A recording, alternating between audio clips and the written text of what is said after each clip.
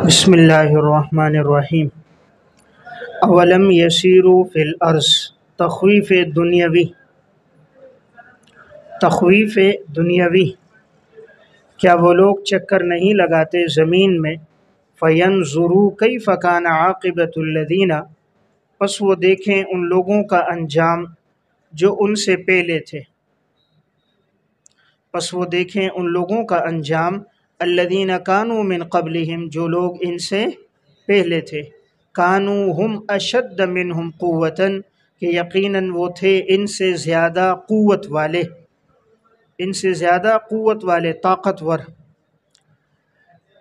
وآثارا فی الارض، اور زمینوں کو زیادہ آباد کرنے والے، زمینوں کو انہوں نے زیادہ آباد کیا، ان کے نشانات اور مکانات، کھنڈرات وہ آج بھی موجود ہیں۔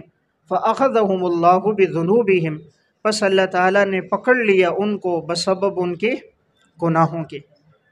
وَمَا كَانَ لَهُم مِّنَ اللَّهِ مِن وَاقٍ، پس نہیں تھا ان کے لیے اللہ کے عذاب سے کوئی بچانے والا،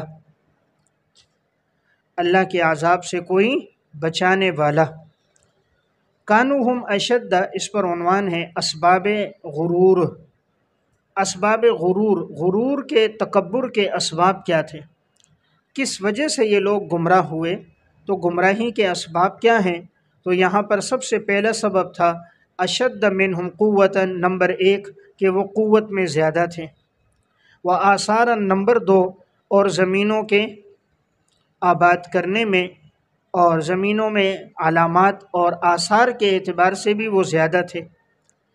تو اس آیت میں اللہ تعالیٰ نے بیان کیا کیا یہ لوگ زمین پہ چل پھر کر دیکھتے نہیں ہیں، مشرکین مکہ اور یہ کفار، کہ ان سے پہلے لوگوں کے ساتھ ہم نے کیا کیا؟ ان سے زیادہ طاقتور وہ لوگ تھے، یعنی قوم عاد، قوم سمود کے لوگ زیادہ طاقتور لوگ تھے، ان کے قد بھی لمبے تھے، قوتیں بھی زیادہ تھیں، پہاڑوں کو تراش کر انہوں نے اپنے لیے گھر بنائے تھے، اور ایسے آثار اور ان کی زمینوں پر آج بھی ان کے نشانات موجود ہیں۔ جب اللہ نے ان کو پکڑا اور بسبب ان کے گناہوں کے پکڑا، یعنی اللہ معاذ اللہ ظالم نہیں ہے، اللہ تعالیٰ نے گناہوں کی وجہ سے جب ان کو پکڑا تو کوئی بھی اللہ کے عذاب سے پھر ان کو بچا نہ سکا۔ ذالک بأنہم، ذالک نیچے لکھے مواخذہ، یہ مواخذہ ان کا اس وجہ سے ہوا، بأنہم کانت تأتیہم رسلہم، کہ آئے ان کے پاس رسول بالبینات، واضح دلائل لے کر، فکفروا، پس انہوں نے کفر کیا، فاخذہم اللہ، پس اللہ نے ان کو پکڑ لیا۔ یقیناً اللہ رب العزت طاقتور ہے، شدید العقاب، اور اللہ تعالیٰ کی عذاب جو ہے وہ بھی بہت سخت ہے۔ اللہ تعالیٰ بہت طاقتور ہے اور اللہ کا عذاب بھی بہت سخت ہے۔ تو اللہ نے کیوں عذاب دیا؟ وجہ کیا تھی؟ کہ رسول ان کے پاس واضح دلائل لے کر آئے، لیکن انہوں نے رسولوں کی بات نہیں مانی۔ وَلَقَدْ أَرْسَلْنَا مُوسَىٰ بِآيَاتِنَا، تخویف دنیاوی، اور یقیناً ہم نے بھیجا موسیٰ علیہ السلام کو اپنی نشانیوں کے ساتھ، وَسُلْطَانٍ مُبِينٍ، اور واضح دلیل کے ساتھ، واضح دلیل اور واضح غلبے کے ساتھ ہم نے بھیجا۔ اب دیکھیں موسیٰ علیہ السلام کو اللہ نے جو نشانیاں دی تھیں وہ کیا نشانیاں تھیں؟ وہ نشانیاں تھیں کہ اللہ نے ان کو عصا دیا، اور نمبر 2 ید بیضاء، یہ 2 اللہ نے ان کو معجزات عطا فرمائے تھے، یہ دے کر ہم نے ان کو بھیجا الی فرعون و حامان و قارون، فرعون کی طرف، حامان کی طرف اور قارون کی طرف۔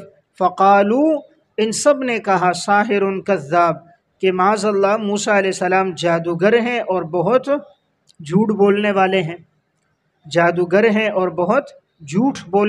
ہیں، اب ساحر کہا، ساحر اس وجہ سے کہا معجزات کی وجہ سے، کہ معجزات کو جب دیکھا نا تو معجزات کو دیکھ کر جادوگر کہا کہ بھئی یہ کام تو جادوگر کر سکتا ہے، کہ لاٹھی ہو اور اتنا بڑا اژدہا بن جائے اور سب کو کھا جائے، ہاتھ کو بغل میں لے کر جاؤ، نکلے تو چمکدار ہو جائے، تو لگتا ہے یہ کیا ہے؟ جادوگر ہے۔ اور کذاب کہا بے اعتبار احکامات کے، کہ موسیٰ علیہ السلام جو شریعت، جو احکامات لے کر آئے کہ ایک اللہ کی توحید کو مانو، غیر اللہ کی عبادت نہ کرو، تو ان احکامات کے اندر کہا کہ یہ جھوٹے ہیں۔ تو دعوی نبوت اور معجزات میں کہا ساحر ہیں، اور احکام شریعت میں کہا جھوٹے ہیں۔ الی فرعون وہامان وقارون فقالوا ساحر کذاب فلما جاءہم بالحق، پس جب آیا ان کے پاس حق، من عندنا ہماری طرف سے، اللہ تعالیٰ نے فرمایا ہم نے موسیٰ علیہ السلام کو حق دے کر بھیجا، تو یہ لوگ کہنے لگے قالوا اقتلوا ابناء الذین آمنوا معہ، قتل کر دو ان لوگوں کے بیٹوں کو جو ایمان لے کر آئے موسیٰ علیہ السلام کے ساتھ، جو موسیٰ علیہ السلام پر ایمان لے کر آئے ان کے بیٹوں کو تم قتل کر دو۔ قالو، ان سب نے مشورہ دیا، اب یہ فرعون کو مشورہ دے رہے ہیں، اس کے جو وزراء ہیں درباری ہیں، تو کہہ رہے ہیں کہ قتل کر دو ان لوگوں کے بیٹوں کو جو لوگ ایمان لے کر آئے معاہو حضرت موسیٰ علیہ السلام پر، وَاسْتَحْيُوا نِسَاءَهُمْ، اور زندہ رکھو ان کی عورتوں کو، ان کی عورتوں کو زندہ رکھو تاکہ ہماری خدمت کریں گی، ان کی عورتیں ہماری خدمت کریں گی اور ان کے بیٹوں کو قتل کر دو۔ بیٹوں کو کیوں قتل کر دو؟ کیونکہ ان کی جو دن بدن اولادیں آ رہی ہیں تو اب وہ بھی ایمان لے کر آ رہی ہیں، تو اب موسیٰ علیہ السلام کی جماعت بڑھ رہی ہے، مومنین کی تعداد بڑھ رہی ہے، مومنین کا لشکر بڑھ رہا ہے، تو ان ایمان والوں کے بیٹوں کو قتل کرو تاکہ ان کی تعداد کیا ہو جائے؟ کم ہو جائے۔ عورتوں کو قتل نہ کرو کیونکہ عورتیں نقصان نہیں دیتی، یہ تو ہماری خادمہ ہیں، یہ تو ہمارے گھروں کو صاف کریں گی، ہمارے کپڑے دھوئیں گی، تو ان کی عورتوں کو چھوڑ دو اور لڑکوں کو قتل کر دو۔ وما کید الکافرین الا فی ضلال، اللہ تعالیٰ فرماتے ہیں کہ کافروں کی چال نہیں ہے مگر وہ ناکام۔ ضلال کیا ہے؟ ناکام ہے، گمراہی والی چال ہے، ان کی جو چال تھی یہ گمراہی والی تھی، نتیجہ یہ نکلا کہ ان کی یہ چال ناکام اور نامراد ہو گئی۔ دیکھیں، ایک تو تھا بیٹوں کو قتل کرنا اس وقت جب موسیٰ علیہ السلام کی پیدائش کے بارے میں ان کو جادوگروں نے، نجومیوں نے بتایا تھا کہ ایک بچہ پیدا ہوگا جو تمہاری سلطنت کے لیے خطرہ بنے گا، تم بچوں کو قتل کرو۔ تو اس وقت اس نے فرعون نے حکم دیا، تقریباً 20,000 سے زائد بچے قتل کیے گئے، لیکن اللہ تعالیٰ نے پھر موسیٰ علیہ السلام کو بچایا بھی، پرورش بھی کی، اور فرعون کے گھر میں ان کی پرورش کی۔ اللہ نے اپنی قدرت کا اظہار کیا، جس موسیٰ کو مارنے کے لیے تو نے 20,000 بچوں کو مارا، اس موسیٰ کی تربیت تیرے گھر میں ہم کریں گے۔ تو ایک بچوں کا وہ قتل ہوا، اور یہ جو اب جو قتل کی بات آ رہی ہے دوسرے نمبر پر، جب موسیٰ علیہ السلام کی ایک جماعت بن گئی، بنی اسرائیل کے چند لوگوں نے آپ پر ایمان لایا، اب انہوں نے دیکھا کہ دن بدن مسلمان بڑھتے جا رہے، اب یہ درباریوں نے مشورہ دیا تاکہ فرعون کی حمایت مل جائے اور کچھ خرچہ پانی مل جائے، تو کہا حضرت ان کے جتنے بچے ہیں ان کو کیا کرو؟ قتل کرو، ان کو جتنے آ رہے ہیں ان کو مار دو، عورتوں کو چھوڑ دو۔ اللہ تعالیٰ نے فرمایا فرعون کی جو بھی چال تھی وہ ناکام اور ناتمام ہو گئی، نہ وہ ان کی نسل ختم کر سکا، نہ بچوں کو مار سکا، اللہ نے ان کو باقی رکھا، اور فرعون اور ان کے حواریین سب کو غرق کر دیا، تو ان کی وہ چال ناکام ہو گئی۔ وقال فرعون ذرونی اقتل موسیٰ، فرعون کہنے لگا چھوڑ دو مجھے کہ میں قتل کروں موسیٰ کو۔ وَلْيَدْعُ رَبَّهُ، چاہیے کہ پکارے وہ موسیٰ اپنے رب کو، چاہیے کہ پکارے وہ موسیٰ اپنے رب کو۔ انی اخاف ان یبدل دینکم، یقیناً میں ڈرتا ہوں تم پر کہ وہ بدل دے گا تم پر تمہارا دین۔ فرعون کہہ رہا ہے اپنے درباریوں کو اور اپنے ماننے والوں کو، میں ڈرتا ہوں موسیٰ کے بارے میں کہ یبدل دینکم، کہ وہ موسیٰ تمہارے دین کو تبدیل کر دے گا۔ یہ ہوتا نا چور کوتوال کو ڈانٹے، چور خود ہے، کافر خود ہے، اور کہتا کس کو ہے؟ موسیٰ علیہ السلام کو، کہ میں ڈرتا ہوں وہ تمہارے دین کو تبدیل کر دے گا۔ او ان یظہر فی الارض الفساد، یا وہ پھیلا دے گا زمین میں فساد کو، یا وہ پھیلا دے گا زمین میں فساد کو۔ دیکھیں فرعون اب اپنے درباریوں کو سب کو جمع کیا ہوا ہے، اس کے ماننے والے سارے آ گئے، سب کو کہتا ہے ضرونی مجھے چھوڑو کہ میں موسیٰ کو کیا کروں؟ قتل کروں۔ اور موسیٰ اپنے رب کو پکارے، بھائی تجھے منع کس نے کیے؟ تو کر قتل۔ اب فرعون کو خود بھی پتا تھا کہ موسیٰ علیہ السلام سچے پیغمبر ہیں، ان کے ہاتھ پہ معجزات ظاہر ہو رہے ہیں، اس کو معلوم تھا کہ یہ پیغمبر ہیں، ہر موقع پر اللہ کی نصرت اور مدد اس کے ساتھ ہے، یہ جو کمزور لوگ تھے اس کے ماننے والے، ان پر اپنا احسان وہ کر رہا تھا کہ تم لوگ مجھے منع کرتے ورنہ میں تو قتل کر دیتا، حالانکہ منع تو کسی نے اس کو نہیں کیا تھا۔ کس نے منع کیا تھا بھئی؟ یہ سنتا کس کی تھا؟ یہ تو خود اپنے آپ کو خدا کہہ رہے، تو تجھے کس نے منع کیا کرنا قتل؟ تو یہ قتل کر نہیں سکتا تھا، تو لوگوں پر بات ڈالتا تم لوگ مجھے چھوڑو، جیسے ایک آدمی لوگوں کو کہتا ہے مجھے چھوڑو، حالانکہ مقابلے کے لیے وہ جانا چاہے تو جا سکتا ہے، تو دوسروں پر احسان جتلانا، تو اس نے بھی یہی بات کی کہ چھوڑو میں قتل کرتا ہوں، حالانکہ کسی نے اس کو منع نہیں کیا تھا، لیکن اس کو بھی پتہ تھا کہ موسیٰ علیہ السلام پیغمبر ہیں، اللہ کی مدد اور نصرت اس کے ساتھ آئے گی، اور بچپن سے یہ ان کے واقعات دیکھتا ہوا آ رہا تھا، تو اس نے کہا چاہیے کہ وہ اپنے رب کو پکارے۔ پھر کہا میں اس لیے قتل کر رہا ہوں، اب لوگوں کی ہمدردی لینے کے لیے دو باتیں کی۔ پہلی بات یہ کہ وہ تم پر تمہارے دین کو تبدیل کر رہا ہے، یعنی تمہارے جو باپ دادا کا دین ہے وہ تمہیں اس سے ہٹا کر توحید کی دعوت دے رہا ہے کہ ایک اللہ کو مانو، غیر اللہ کی عبادت نہ کرو، تو تمہیں اپنے باپ دادا کے دین سے ہٹا رہا ہے، تو اس لیے میں اس کو مار رہا ہوں۔ نمبر دو، وہ زمین میں فساد کر رہا ہے۔ فساد اس طرح کہ اب جو لوگ اس کو سب کو دعوت دے رہے ہیں مجھے ایمان میرے اوپر لاؤ، تو اس پر جو ایمان لا رہے ہیں کچھ ہم پر لا رہے ہیں، تو اب زمین میں خون خرابہ، دو جماعتیں بن گئی، فرعون کے ماننے والی جماعت، موسیٰ علیہ السلام کے ماننے والی جماعت۔ اب ان کی آپس میں لڑائی ہوگی، آپس میں مقابلہ ہوتا، مناظرہ ہوتا، بحث ہوتا، تو اس سے زمین میں کیا پھیل رہا ہے؟ فساد پھیل رہا ہے، تو بہتر ہے مجھے چھوڑو میں قتل کروں تاکہ فساد ختم ہو جائے۔ وقال موسیٰ انی عذت بربی، استمداد موسیٰ، استمداد مدد طلب کرنا۔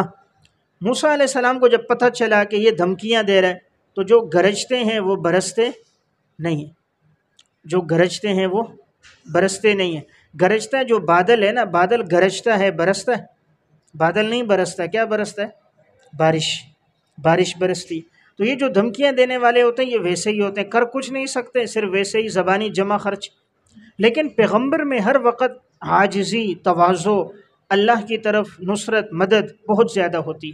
پیغمبر اپنی بات نہیں کرتا، فوراً اللہ کی طرف متوجہ ہوتا ہے۔ موسیٰ علیہ السلام نے کہا انی عذت بربی وربکم، یقیناً میں پناہ میں آتا ہوں اپنے رب کی اور تمہارے رب کی، پناہ میں آتا ہوں من کل متکبر، ہر ایسے آدمی سے جو کیا ہو؟ خر دماغ ہو، جو کیا ہو؟ خر دماغ ہو، کیا ہو؟ خر دماغ ہو۔ تکبر والا ہے تو تکبر والا خر دماغ ہوتا ہے، گدھے کا دماغ ہوتا ہے، اس میں تکبر ہوتا ہے، اس میں دماغ کس کا ہے؟ گدھے کا۔ تو اس فرعون میں کس کا دماغ ہے؟ خر کا دماغ ہے۔ اگر یہ سمجھدار ہوتا اتنے معجزات کو دیکھ کر ایمان لے آتا، اب معجزات کو دیکھ کر ایمان بھی نہیں لا رہا، آگے بات آئے گی، کہتا ہے کہ محل بناؤ اونچا سا، میں جا کر موسیٰ کے رب کو جھانک کر دیکھوں، تو محل تعمیر کرو، بلڈنگ تعمیر کرو، اوپر جا کر دیکھتا ہوں۔ تو موسیٰ علیہ السلام نے کہا یہ کس سے میرا واسطہ پڑ گیا، یہ تو کیا ہے؟ خر دماغ ہے۔ لا یؤمن بیوم الحساب، یہ حساب کے دن پر ایمان نہیں رکھتا۔ حساب کا دن آخرت کا دن، قیامت کا دن، یعنی اس کا تو قیامت پر ایمان نہیں ہے، حالانکہ موت کے بعد قیامت ہے، حساب کتاب ہے، ہر عمل کا وہاں جواب ہوگا۔ یہ کیسا بدبخت ہے قیامت کو مانتا ہی نہیں۔ وقال رجل مؤمن، مرد مومن کا اعلان حق، مرد مومن کا اعلان حق۔ اس مرد مومن کا نام کیا تھا؟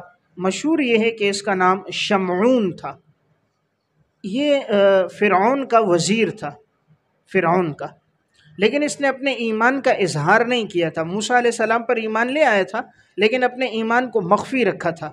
جب فرعون اپنے ان سب کے سامنے یہ زبانی جمع خرچ کر رہا تھا نا، دھمکیاں دے رہا تھا کہ میں موسیٰ کو قتل کرتا ہوں، ابھی جاتا ہوں اور تم لوگ بتاؤ کیا کروں، تو یہ جو فرعون کا یہ وزیر تھا شمعون، جو ایمان لے آیا تھا، اب اس نے فرعون کو مشورہ دیا، فرعون کو یہ کہا کہ بھئی تم اس کو مت قتل کرو، اس لیے کہ وہ صرف دعوت اس کی دیتا ہے کہ اللہ رب ہے، تو اللہ تو ہمارا بھی رب ہے اور سب کا رب ہے، اور اگر وہ بالفرض اللہ کا سچا پیغمبر ہوا تو اللہ کا عذاب آئے گا جس سے کوئی بھی بچ نہیں سکے گا، اور اگر بالفرض وہ جھوٹا ہے تو اللہ خود اس کو پکڑ لے گا، سزا دے گا، ہمیں اس کو مارنے کی ضرورت نہیں۔ تو جب وہ اللہ کا سچا پیغمبر ہے ہمیں اس کی بات مان لینی چاہیے، ان کے معجزات پر ہمیں ایمان لانا چاہیے۔ تو اس نے بڑا درد والا ان کو کیا دیا؟ مشورہ دیا، لیکن فرعون کو یہ مشورہ پسند نہیں آیا، بجائے یہ کہ مشورے پر وہ ہوتا، وہ ان کا بھی کیا ہو گیا؟ مخالف ہو گیا، اپنے اس وزیر کا بھی مخالف ہو گیا، لیکن وزیر نے ابھی تک اپنے ایمان کا اظہار نہیں کیا تھا۔ تو اب اللہ تعالیٰ ان کا تذکرہ کر رہا ہے، وقال رجل مؤمن، کہا ایک شخص نے جو ایمان والا تھا، من آل فرعون، اور جو تھا آل فرعون میں سے، یعنی جو فرعون کے ماننے والے تھے، فرعون کے جو درباری وزیر اور فرعون کے اہل و عیال اور خاندان میں سے تھے، یہ بھی ان میں سے تھا۔ یکتم ایمانہ، لیکن یہ اپنے ایمان کو چھپا رہا تھا، ظاہر نہیں کر رہا تھا۔ وہ ظاہر اس لیے نہیں کر رہا تھا چونکہ فرعون کا وزیر ہے، ظاہر کرے گا تو وہ اس کو نکال دے گا۔ ان کا مقصد تھا کہ میں خفیہ ایمان کی دعوت دوں، ایمان کا اظہار نہ کروں اور لوگوں کو، بڑے بڑے وزیروں کو آہستہ آہستہ ایمان کی طرف دعوت دوں۔ تو اس طرح جائز ہے کہ انسان اپنے ایمان کو مخفی رکھ کر اور ایمان کی دعوت کے کام کو چلاتا رہے۔ اس طرح یہ ایمان کی دعوت چلا رہے تھے۔ اتقتلون رجلا، اب اس نے تقریر کا پہلا رخ، اب اس نے تقریر کرتے ہوئے نصیحت کی، پہلا رخ استعمال کیا، کہا تم قتل کرتے ہو ایسے شخص کو، مراد موسیٰ علیہ السلام، ان یقول ربی اللہ، جو کہتا ہے اللہ میرا رب ہے، وقد جاءکم بالبینات، اور وہ لے کر آیا تمہارے پاس واضح دلائل، جا کے صلے میں با ہے، لے کر آیا، وہ لے کر آیا تمہارے پاس واضح دلائل، کون سے؟ بینات کے نیچے عصا اور ید بیضا، واضح دلائل لے کر آیا، اور وہ بھی من ربکم، تمہارے رب کی طرف سے لے کر آیا، یعنی اپنی طرف سے نہیں لایا۔ وَإِن يَكُ كَاذِبًا فَعَلَيْهِ كَذِبُهُ، وَإِن يَكُ، اگر وہ موسیٰ جھوٹا ہے، فَعَلَيْهِ، پس اس موسیٰ ہی پر ہے، كَذِبُهُ، اس کے جھوٹ بولنے کا وبال، اگر وہ جھوٹا ہے تو اسی پر ہے اس کے جھوٹ بولنے کا وبال۔ وَإِن يَكُ صَادِقًا، اور اگر وہ موسیٰ سچا ہے، يُصِبْكُمْ بَعْضُ الَّذِي، پہنچے گا تمہیں بعض وہ عذاب، الَّذِي يَعِدُكُمْ، جس کا وہ تم سے وعدہ کرتا ہے، جس کا وہ تم سے وعدہ کرتا ہے۔ یکو میں ضمیر موسیٰ علیہ السلام کی طرف ہے، وَإِن يَكُ، اور اگر وہ موسیٰ سچا ہے تو پہنچے گا تمہیں کیا، بعض فاعل ہے یصب کا، بعض الذی، بعض وہ عذاب، بعض کے نیچے عذاب، تو بعض وہ عذاب پہنچے گا جس کا وہ تم سے وعدہ کرتا ہے، یعنی پورا عذاب تو آئے گا ہی آئے گا، پورا نہ آئے تو بعض تو یقینی ہے، اگر سب عذاب نہیں بھی آئے تب بھی تھوڑا عذاب تو ضرور آئے گا تم پر۔ ان اللہ لا یہدی من ہوا مسرف، یقیناً اللہ تعالیٰ رہنمائی نہیں کرتا، ہدایت نہیں دیتا جو حد سے بڑھنے والا ہو اور جو بہت زیادہ جھوٹا ہو، حد سے بڑھنے والا ہو، جھوٹا ہو، اللہ اس کی رہنمائی نہیں کرتا۔ یعنی اس نے بتایا اگر بالفرض موسیٰ علیہ السلام جھوٹ ہیں، اگر وہ پیغمبر نہیں ہیں، تو اللہ تعالیٰ کذاب آدمی کی رہنمائی نہیں کرتا، اس کو چلنے نہیں دیتا، جھوٹا آدمی چل نہیں سکتا، آگے بڑھ نہیں سکتا، چند دن کی ڈھیل ہوگی پھر اللہ کی کیا آئے گی، گرفت، اللہ کی گرفت آئے گی، اللہ پکڑے گا، سخت سزا دے دے گا۔ تو اگر وہ جھوٹا ہے تو جھوٹے کی اللہ رہنمائی نہیں کرتا، وہ مسرف ہے، حد سے اگر بڑھنے والا ہے، یعنی ایک پیغمبر نہ ہو اور وہ دعویٰ کرے میں پیغمبر ہوں تو یہ حد سے بڑھ رہا ہے۔ ایک آدمی نبی نہیں ہے اور وہ دعویٰ کرتا ہے میں نبی ہوں، تو یہ سب سے بڑا جھوٹا دعویٰ ہے، تو وہ حد سے تجاوز کر رہا ہے۔ ایسا آدمی جو حد سے تجاوز کرے اور اپنے دعوے نبوت اور احکام نبوت میں جھوٹا ہو، اللہ اس کی رہنمائی اور مدد نہیں کرتا، تو اس کو مارنے کی ضرورت نہیں ہے، خود اللہ اس کو عذاب دے دے گا۔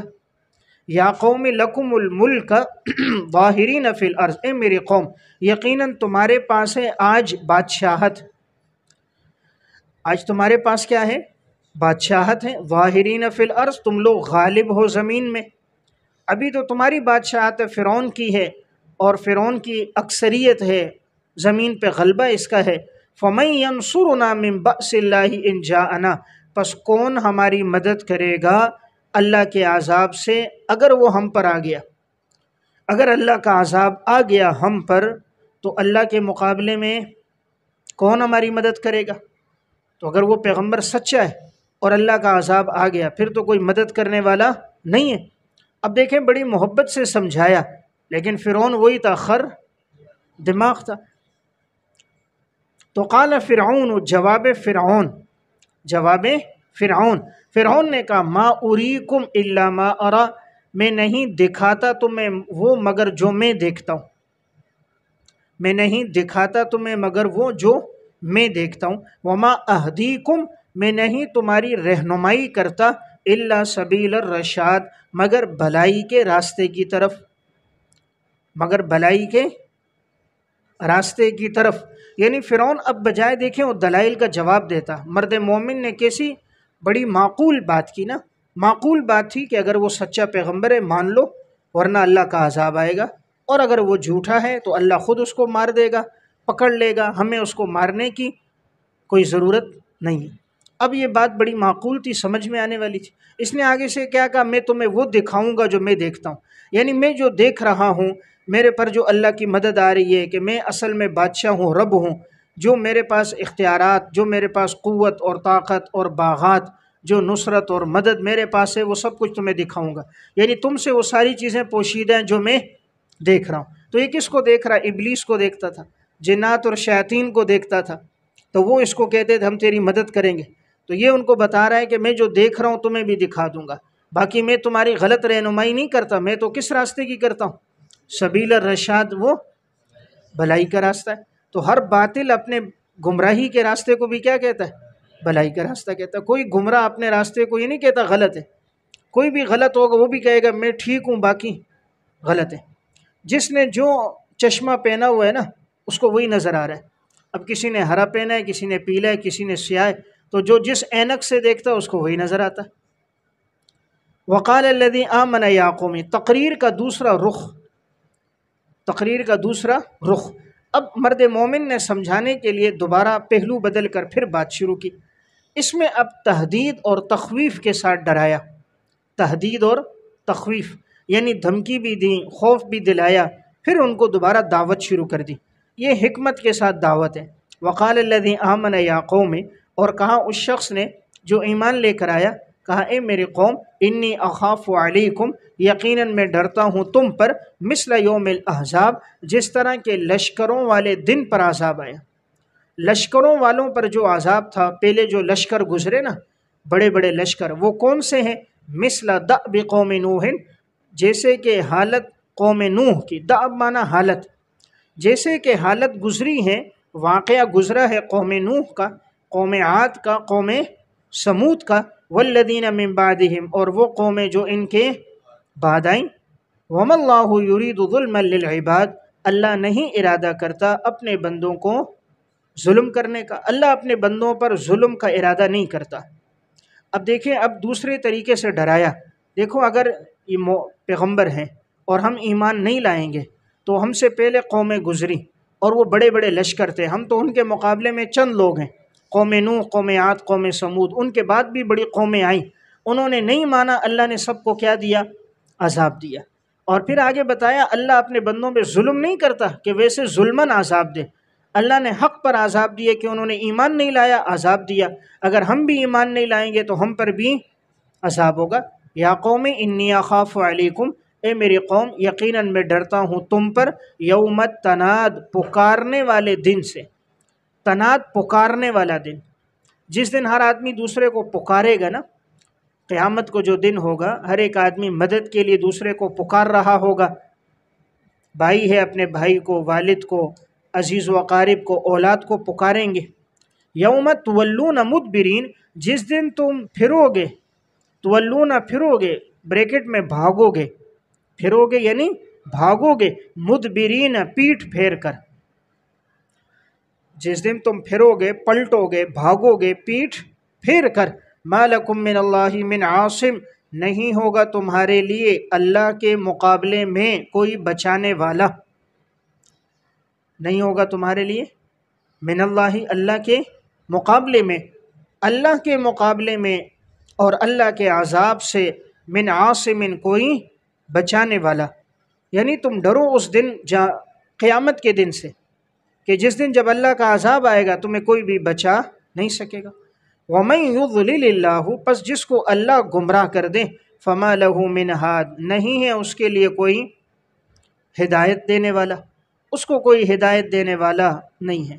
یعنی اصل بات یہ ہے کہ اللہ نے تم لوگوں کو گمراہ کر دیا، اتنی زیادہ نصیحت میں نے کر دی، انبیاء کے معجزات تم نے دیکھ لیے، پھر بھی تمہیں بات اگر نہیں سمجھ آ رہی تو اللہ نے تمہیں گمراہ کر دیا، اور جب اللہ گمراہ کر دے تو پھر کوئی ہدایت نہیں دے سکتا۔ وَلَقَدْ جَاءَكُمْ يُوسُفُ مِنْ قَبْلُ بِالْبَيِّنَاتِ، یقیناً تمہارے پاس یوسف علیہ السلام آئے اس سے پہلے واضح دلائل لے کر۔ ان کے پاس اس سے پہلے یوسف علیہ السلام آئے، وہ بھی واضح دلائل لے کر آئے، لیکن فَمَا زِلْتُمْ فِي شَكٍ، پس تم لوگ مسلسل رہے شک میں۔ فَمَا زِلْتُمْ، تم لوگ مسلسل رہے، تم لوگ مسلسل رہے کس میں؟ شک میں۔ مِمَّا جَاءَكُمْ بِهِ، اس کے بارے میں جو وہ لے کر آئے تمہارے پاس، وہ جو لے کر تمہارے پاس آئے تھے اپنے دعوی نبوت کو، دلائل معجزات، تم نے تو اس کو بھی نہیں مانا تھا، اس میں بھی تم لوگ کیا کرتے تھے؟ شک۔ یعنی شک کرنا، نہ ماننا، یہ تمہاری پرانی عادت ہے، یہ تمہاری پرانی بات ہے کہ موسیٰ علیہ السلام سے پہلے یوسف علیہ السلام بھی آئے، اور وہ بھی جب دعوی نبوت لے کر آئے، دلائل دکھائے، اس وقت بھی تم لوگوں نے مانا نہیں بلکہ شک کیا تھا۔ حتیٰ اذا ہلک، اور جب ان کا انتقال ہو گیا، ہلک انتقال ہو گئے، فوت ہو گئے، قل تم نے کہا لن یبعث اللہ من بعدہ رسولا، اللہ ہرگز نہیں بھیجے گا ان کے بعد کوئی رسول۔ جب یوسف علیہ السلام کا انتقال ہوا، تم لوگ کہتے تھے اللہ اس کے بعد کوئی رسول ہرگز نہیں بھیجے گا، اب اللہ نے تو رسول بھیج دیا، لیکن پھر بھی تم نہیں مان رہے، نہ پہلوں کو تم نے مانا، نہ موجودہ رسول کو تم مان رہے ہو۔ اصل بات یہ ہے کذالک یضل اللہ من ہوا مسرف مرتاب، اللہ گمراہ کرتا ہے اس کو جو حد سے بڑھ جائے اور جو شک کرنے والا ہو، جو شک میں مبتلا ہو، حد سے بڑھنے والا ہو، اس کو اللہ گمراہ کرتا ہے۔ یعنی یہ تمہاری عادت کوئی نئی نہیں ہے، تمہارے آباء و اجداد سے چلی آ رہی ہے۔ انہوں نے بھی ان سے پہلے پیغمبر یوسف علیہ السلام کا انکار کیا، اور پھر وہ کہتے تھے ان کے بعد کوئی پیغمبر نہیں آئے گا، لیکن اللہ نے ان کے بعد بھی پیغمبر بھیجے۔ اب تم بھی اسی طرح انکار کرتے ہو، وہ بھی حد سے بڑے ہوئے تھے، تم بھی حد سے بڑے، وہ بھی شک میں مبتلا تھے، پیغمبر کی رسالت میں تم لوگ بھی شک میں مبتلا ہو۔ الذین یجادلون فی آیات اللہ، یہ وہ لوگ ہیں کہ جو جھگڑتے ہیں اللہ کی نشانیوں میں، اللہ کی نشانیوں اور احکامات میں، بغیر سلطان، بغیر کسی دلیل کے، عطاہم، جو ان کے پاس موجود ہو، بغیر کسی دلیل کے جو ان کے پاس موجود ہو، کوئی دلیل نہیں ہے، کوئی نبوت کی دلیل، کوئی معجزہ نہیں ہے ان کے پاس۔ کبر مقتا عند اللہ، بڑی ناراضگی کی بات ہے یہ اللہ کے ہاں، اللہ کے ہاں یہ بڑی ناراضگی ہے۔ وعند الذین آمنوا، اور یہ بڑی ناراضگی کی بات ہے ان لوگوں کے ہاں جو ایمان لے کر آئے۔ اللہ کے ہاں، ایمان والوں کے ہاں بڑی ناراضگی کی بات ہے۔ کون سی بات؟ کہ تم لوگ کیا کر رہے ہو؟ جھگڑ رہے ہو نا، یہ جو تم جھگڑا کرتے ہو ناحق اللہ کے مقابلے میں، تو یہ بڑی ناراضگی کی بات ہے۔ کذالک یطبع اللہ علی کل قلب متکبر جبار، اصل بات یہ ہے کہ اللہ نے مہر لگا دی ہے ہر اس شخص کے دل پر جو تکبر کرنے والا ہو، خر دماغ ہو، جبار اور سرکش ہو، یعنی اصل بات یہ ہے اللہ نے مہر لگا دی، اس لیے اب تمہیں صحیح بات بھی سمجھ نہیں آ رہی، تمہارے دلوں پہ مہر جباریت لگ چکی ہے، اور تمہارے تکبر کی وجہ سے اور غرور کی وجہ سے، نافرمانی کی وجہ سے اب تمہیں ہدایت کی توفیق نہیں مل رہی۔ تو اب یہ قصور ان کا اپنا تھا، گناہ کر کر کے اپنے دل سیاہ کر دیے۔ وقال فرعون یا حامان ابن، تمرز فرعون یعنی فرعون کی سرکشی فرعون، اب بجائے یہ کہ اتنی ساری بات عقلی نقلی دلائل سن کر، معجزات دیکھ کر، اور مرد مومن کی ایمانی گفتگو سن کر، اب بھی ہونا چاہیے تھا ایمان لے آتا، کوئی دل نرم ہو جاتا، لیکن وہ کتے کی دم ہے، ٹیڑھی سیدھی نہیں ہوتی، اس کو جتنا عرصہ بھی رکھو، سیدھا کرو، بوتل میں نکالو، پھر کیا ٹیڑھی ہے۔ اب یہ کیا کہتا ہے؟ وقال فرعون یا حامان ابن، فرعون کہتا ہے اے حامان تو بنا لے میرے لیے صرحن، بلند عمارت بنا میرے لیے۔ حامان کو کہہ رہا ہے جو اس کا وزیر ہے نا، وزیر کو کہہ رہا ہے تو بنا لے میرے لیے صرحن، ایک بلند عمارت بنا۔ کیا کرے گا بھائی تو؟ لعلی ابلغ الاسباب، تاکہ میں پہنچوں راستوں پر، تاکہ میں پہنچوں راستے، یعنی اس کے ذریعے سے سیڑھی ہوگی، سیڑھیوں پہ چڑھ چڑھ کے میں اوپر جاؤں گا۔ اسباب السماوات، آسمان کے راستے، آسمان کے راستے، فاطلع الی الہ موسیٰ، کہ میں جھانک کر دیکھوں گا موسیٰ علیہ السلام کے معبود کو۔ موسیٰ علیہ السلام کا معبود کون ہے؟ اللہ۔ تو بدبخت عقل ماری گئی ہے، اسی لیے میں نے کہا خر دماغ ہے کہ کیا کر رہا ہے کہ کیا بناؤ میرے لیے؟ عمارت بناؤ، بلند عمارت بناؤ اور میں اس پہ چڑھوں گا، اور چڑھتے چڑھتے فاطلع، میں جھانک کر دیکھوں گا الی الہ موسیٰ، موسیٰ علیہ السلام کے معبود کو، یعنی معاذ اللہ اللہ کو دیکھوں گا میں۔ وَإِنِّي لَأَظُنُّهُ كَاذِبًا، یقیناً میرا گمان ہے کہ وہ موسیٰ البتہ جھوٹا ہے۔ لَأَظُنُّهُ ضمیر موسیٰ علیہ السلام کی طرف ہے، تو جو آدمی خود جھوٹا ہوتا ہے وہ دوسروں کو بھی جھوٹا ہی سمجھتا ہے، تو خود جھوٹا تھا، کذاب تھا، تو کہا میں سمجھتا ہوں کہ وہ کیا ہے؟ جھوٹا ہے۔ وَكَذَلِكَ زُيِّنَ لِفِرْعَوْنَ سُوءُ عَمَلِهِ، اللہ تعالیٰ فرماتے ہیں اسی طرح مزین کر دیا گیا فرعون کے لیے اس کی بدعمالی کو، فرعون کے لیے اس کی بدعمالی کو، اس کے برے عمل مزین کر دیے گئے، وہ ان کو اچھا سمجھ رہا ہے۔ وَصُدَّ عَنِ السَّبِيلِ، اور روک دیا گیا سیدھے راستے سے، روک دیا گیا سیدھے راستے سے۔ دیکھیں ہر آدمی کے گمراہی کی یہ دو وجہ ہوتی ہیں، کہ جو بھی گناہ پر ہوتا ہے نا وہ اپنے گناہ کو ٹھیک سمجھ رہا ہوتا ہے، گناہ کو مزین کر کے شیطان اس کے سامنے پیش کرتا ہے، وہ سمجھتے ہے کہ بھئی میں ٹھیک کر رہا ہوں، باقی سارے غلط ہیں۔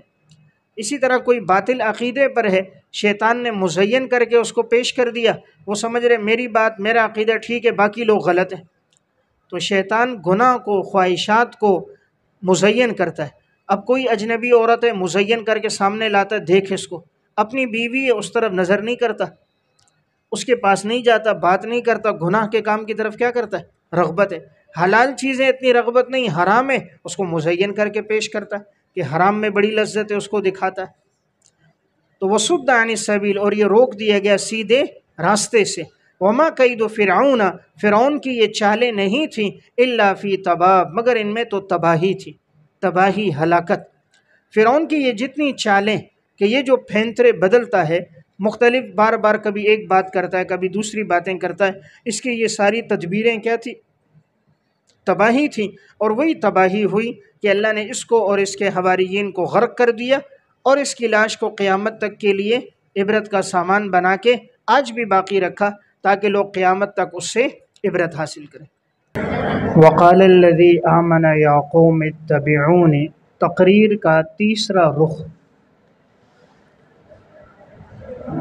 مرد مومن کی بات چل رہی تھی، کہ جو فرعون کو اور اس کے متبعین کو دعوت دے کر بات سمجھا رہا تھا، تو اب اس نے دو طرح سے گفتگو کر کے ان کو بات سمجھائی، لیکن انہیں بات سمجھ نہ آئی، تو اب اس نے تیسرا رخ استعمال کر کے ان کو بات سمجھا رہا ہے، اور کہہ رہا ہے وقال الذی آمن یا قوم اتبعونی، پس کہا اس شخص نے جس نے ایمان لایا، اے میری قوم تم میری پیروی کرو۔ وقال الذی، اور کہا اس شخص نے، آمنا جس نے ایمان لایا، یا قوم اتبعونی، اے میری قوم تم میری پیروی کرو۔ تو اصل میں اتبعونی ہے، نی ہے تو یا یہاں پر گر گئی ہے، نون وقایہ جو ہے وہ حذف یا پر دلالت کے لیے ہے، نون وقایہ پر جو کسرہ ہے یہ حذف یا پر دلالت کرنے کے لیے ہے، تو معنی ہے اے میری قوم تم میری پیروی کرو، اہدکم سبیل الرشاد، میں تمہاری رہنمائی کروں گا بھلائی کے راستے کی طرف۔ دیکھیں اوپر فرعون نے کہا تھا نا کہ میں تمہاری رہنمائی کر رہا ہوں، فرعون نے کہا میں تمہیں سیدھا راستہ دکھا رہا ہوں، اور اس نے اپنے باطل راستے کو فرعون نے تعبیر کس سے کیا تھا؟ ہدایت کے راستے سے، کہ لوگوں میں تمہیں ہدایت کا راستہ دیتا ہوں۔ تو مرد مومن نے کہا اس کے پاس ہدایت نہیں ہے، ہدایت کا راستہ میرے پاس ہے، کہ میں موسیٰ علیہ السلام کی اتباع کرتا ہوں، تو تم بھی میری پیروی کرو گے، ہدایت کے راستے پہ چلو گے۔ یا قوم انما هذه الحیات الدنیا، اے میری قوم یقیناً یہ دنیا کی زندگی، متاعن، یہ تو چند روزہ بہار ہے، متاعن کا معنی فائدہ، مراد کیا ہے؟ چند روزہ بہار، تو یہ بامحاورہ وہ ہے، باقی لغوی ترجمہ متاع کا معنی فائدہ، چند دنوں کا فائدہ ہے، دنیا کی زندگی میں چند دنوں کا فائدہ ہے، بریکٹ میں چند دنوں کی بہار ہے، یہ 50-60 سالہ زندگی مختصر صرف یہ بہار ہے۔ وَإِنَّ الْآخِرَةَ هِيَ دَارُ الْقَرَارِ، اور یقیناً جو آخرت کا گھر ہے، آخرت کی زندگی ہے، وہی ٹھہرنے کی جگہ ہے، آخرت کا گھر وہی ٹھہرنے کا مقام ہے۔ من عمل سیئۃ فلا یجزا، جو شخص کوئی برائی والا کام کرے گا نہیں بدلہ دیا جائے گا اسے الا مثلہا، مگر اسی کے مثل، یعنی جو آدمی برا عمل کرے گا اس کو برائی کا برا بدلہ ملے گا۔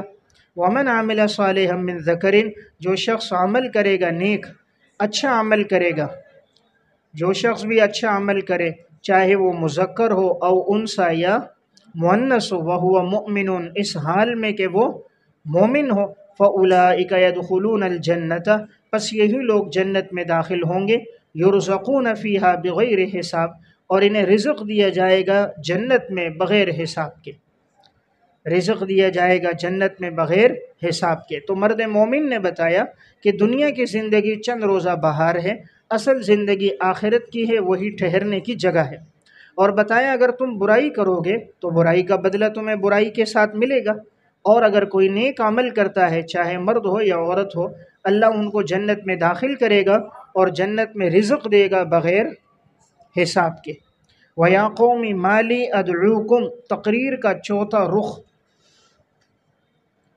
یہ چوتھا رخ ہے، اس میں مرد مومن نے اعلانیہ طور پر کہہ دیا کہ میں مومن ہوں، اب اپنے ایمان کا تذکرہ کر دیا، اب مرد مومن نے اپنے ایمان کا اظہار کر دیا کہ میں تمہیں صحیح اور ایمان کی دعوت دے رہا ہوں اور تم لوگ میری بات نہیں مان رہے ہو۔ پہلے مختلف پیرایوں اور اسلوبوں میں ان کو سمجھایا لیکن انہیں بات سمجھ نہ آئی، اب انہوں نے بڑی وضاحت کے ساتھ اپنے ایمان کی وضاحت کی۔ اے میری قوم، مالی ادعوکم الی النجات، کیا وجہ ہے کہ میں دعوت دے رہا ہوں تمہیں نجات کی طرف، وتدعوننی الی النار، اور تم لوگ مجھے دعوت دیتے ہو بلاتے ہو جہنم کی طرف۔ میں تمہیں دعوت دیتا ہوں بلاتا ہوں جنت کی طرف اور تم لوگ مجھے بلا رہے ہو جہنم کی طرف۔ تدعوننی لاکفر باللہ، تم لوگ مجھے بلاتے ہو تاکہ میں کفر کروں اللہ کے ساتھ، تاکہ میں اللہ کے ساتھ کفر کروں، واشرک بہ، اور میں شریک ٹھہراؤں اللہ کے ساتھ، ما لیس لی بہ علم، حالانکہ نہیں ہے مجھے اس بات کا کوئی علم، اس بات کا مجھے کوئی علم نہیں ہے۔ وَأَنَا أَدْعُوكُمْ إِلَى الْعَزِيزِ الْغَفَّارِ، اور میں تمہیں دعوت دیتا ہوں اس ذات کی طرف جو غالب ہے اور گناہوں کا بخشنے والا ہے، یعنی میں تمہیں اللہ کی دعوت دیتا ہوں جو غالب گناہوں کا بخشنے والا ہے، تم میری بات نہیں مانتے اور تم مجھے کفر اور شرک کی دعوت دیتے ہو۔ لا جرم، یقینی بات ہے، لا جرم، یقینی بات ہے، انما تدعوننی الیہ، یقیناً تم لوگ جو دعوت دے رہے ہو مجھے جس کی طرف، تم لوگ مجھے جس کی طرف دعوت دے رہے ہو، لیس لہ دعوت فی الدنیا، پس نہیں ہے اس کے لیے پکار کو قبول کرنا دنیا میں، نہیں ہے دعوت پکار، نہیں ہے اس کے لیے پکار کو قبول کرنا دنیا میں، ولا فی الآخرۃ، اور نہ آخرت میں۔ یعنی تم لوگ جو مجھے دعوت دیتے ہو فرعون کو مانو، فرعون کو رب مانو اور اس کی بات مانو، تو اس کے لیے تو نہیں ہے دعوت اور پکار کو قبول کرنا، نہ وہ دنیا میں قبول کر سکتا ہے اور نہ آخرت میں۔ دنیا میں قبول نہیں کر سکتا، لکھیں دنیاوی حاجات، ضروریات جو انسان کی ہیں وہ سب کو پورا نہیں کر سکتا، دنیاوی ضروریات اور حاجات کو پورا کرنا یہ بھی اس کے اختیار میں نہیں ہے، اور نہ ہی آخرت میں یعنی دفع عذاب، آخرت میں عذاب کو دور کرنا یہ بھی اختیار میں نہیں۔ جس طرف تم مجھے کہ پکار رہے ہو کہ میں فرعون کو مانوں اور اس کی دعوت کو، تو یقینی بات ہے تم جو مجھے دعوت دے رہے ہو جس کی طرف، لیس لہ دعوت، نہیں ہے اس کے لیے پکار کو قبول کرنا، نہیں ہے اس کے لیے پکار کو قبول کرنا دنیا میں اور نہ آخرت میں۔ تو دنیا میں نے کہا بریکٹ میں کیا لکھیں، دنیاوی ضروریات اور حاجات، یعنی دنیاوی ضروریات اور حاجات کو وہ پورا نہیں کر سکتا نہ دنیا میں اور نہ آخرت میں عذاب کو دور کر سکتا ہے، تو فرعون کے بس میں نہیں ہے نا آخرت میں عذاب کو دور کرنا۔ بات نہیں سمجھ آ رہی؟ وَأَنَّ مَرَدَّنَا، اور یقیناً ہمارا لوٹنا ہے اللہ کی طرف، وَأَنَّ الْمُسْرِفِينَ هُمْ أَصْحَابُ النَّارِ، اور یقیناً جو حد سے تجاوز کرنے والے لوگ ہیں وہی جہنمی لوگ ہیں۔ یعنی پلٹ کر تو اللہ کی طرف ہی جانا ہے۔ اگر کوئی دنیا میں شرک اور کفر کرتا بھی ہے تو موت کے بعد تو اس نے لوٹ کر اللہ کی طرف جانا ہے، اور پھر ایسے حد سے تجاوز کرنے والے لوگوں کا ٹھکانہ جہنم ہوگا۔ فَسَتَذْكُرُونَ مَا أَقُولُ لَكُمْ، تتمہ عجیبہ فَسَتَذْكُرُونَ، پس تم تذکرہ کرتے ہو، ما اقول لکم، جو میں کہتا ہوں تم سے، وَأُفَوِّضُ أَمْرِي إِلَى اللَّهِ، اور میں سپرد کرتا ہوں اپنا معاملہ اللہ کی طرف۔ فَسَتَذْكُرُونَ، پس تم یاد کرو گے جو میں تم سے کہہ رہا ہوں، تم یاد کرو گے جو میں تم سے کہہ رہا ہوں۔ یعنی آج میری بات اگر تمہیں سمجھ نہیں آ رہی، ایک وقت آئے گا تمہیں میری بات سمجھ آ جائے گی۔ موت کے بعد جب تمہاری آنکھیں کھلیں گی، میدان حشر میں تمہیں سب کچھ سمجھ آئے گا کہ وہ مرد مومن تو ٹھیک کہتا تھا۔ پس تم یاد کرو گے ما اقول لکم، جو میں تم سے کہتا ہوں، اور میں اپنا معاملہ سپرد کرتا ہوں اللہ کو۔ افوض، سپرد کرتا ہوں، میں اپنا معاملہ اللہ کے حوالے کرتا ہوں، اور یقیناً اللہ دیکھنے والا ہے اپنے بندوں کو۔ اللہ تعالیٰ اپنے بندوں کو خوب دیکھ رہا ہے، کون سا بندہ ایمان پہ زندگی گزارتا ہے اور کون سا کفر پہ۔ فوقاہ اللہ السیئات، انجام حشر، پس اللہ تعالیٰ بچائے گا، پس اللہ تعالیٰ بچا دے گا سیئات ما مکروا، ان کی بری تدبیروں سے جو وہ بری تدبیریں کرتے ہیں۔ پس اللہ تعالیٰ نے ان کو کیا کر دیا؟ بچا دیا نا، مرد مومن کو اللہ نے بچا دیا ان کی بری تدبیروں سے جو وہ تدبیریں کر رہے تھے۔ وحاق بآل فرعون، اور آل فرعون کو گھیر دیا سوء العذاب، برے عذاب نے، آل فرعون کو برے عذاب نے گھیر دیا۔ دیکھیں مرد مومن کو تو یہ تکلیف نہ پہنچا سکے، اللہ نے بچا دیا، حضرت موسیٰ علیہ السلام کو بھی، ان کو بھی، اور آل فرعون کو، اور فرعون کو غرق کر دیا۔ اب برا عذاب کون سا ہے؟ تو نیچے لکھیں عذاب اول، دنیاوی عذاب، عذاب اول دنیاوی عذاب یعنی غرق۔ تو پہلا عذاب جو اللہ نے برا عذاب دیا وہ دنیاوی عذاب یہ تھا کہ پانی میں ڈبو دیا۔ اب النار سے پہلے ثم النار یعرضون علیہا، اور پھر ان کے اوپر آگ کو پیش کیا جاتا ہے صبح بھی شام بھی۔ تو عذاب دوم برزخی عذاب، عذاب دوم برزخی عذاب، اب ان پر صبح و شام آگ کو پیش کیا جاتا ہے۔ وَيَوْمَ تَقُومُ السَّاعَةُ، اور جب قیامت قائم ہوگی، اب ادخلو سے پہلے ہے یقال کہاں جائے گا؟ ادخلو آل فرعون، اے آل فرعون تم داخل ہو جاؤ، اشد العذاب، نہایت سخت عذاب میں، اب تم نہایت سخت عذاب میں داخل ہو جاؤ۔ دیکھیں اس آیت میں پہلے فرمایا کہ آل فرعون کے لیے برا عذاب ہے، تو میں نے عرض کیا عذاب دنیاوی کیا تھا؟ غرق ہو گئے، اور عذاب اب برزخی کیا ہے کہ ان پر صبح و شام آگ کو پیش کیا جا رہا ہے۔ اور اب جب قیامت کا دن ہوگا تو اب جہنم کا عذاب کیا ہوگا کہ کہا جائے گا آل فرعون کو اب سخت عذاب جہنم میں داخل کرو۔ تو یہ محشر قیامت کے دن ہوگا، تو گویا تین عذاب ہو گئے نا۔ پہلا عذاب دنیاوی تھا کہ اللہ نے سب کو پانی میں غرق کر دیا، دوسرا عذاب تھا کہ یہ برزخ یعنی قبر میں، جس کو جو قبر میں لیے جہاں موت کے بعد ہے اس کو اب صبح و شام اس پر آگ کو پیش کیا جا رہا ہے، آگ کا عذاب ہے۔ اب تیسرا عذاب یوم تقوم الساعہ، جس دن قیامت قائم ہوگی، اب کہا جائے گا آل فرعون کو سخت یعنی جہنم کے عذاب میں داخل کر دو۔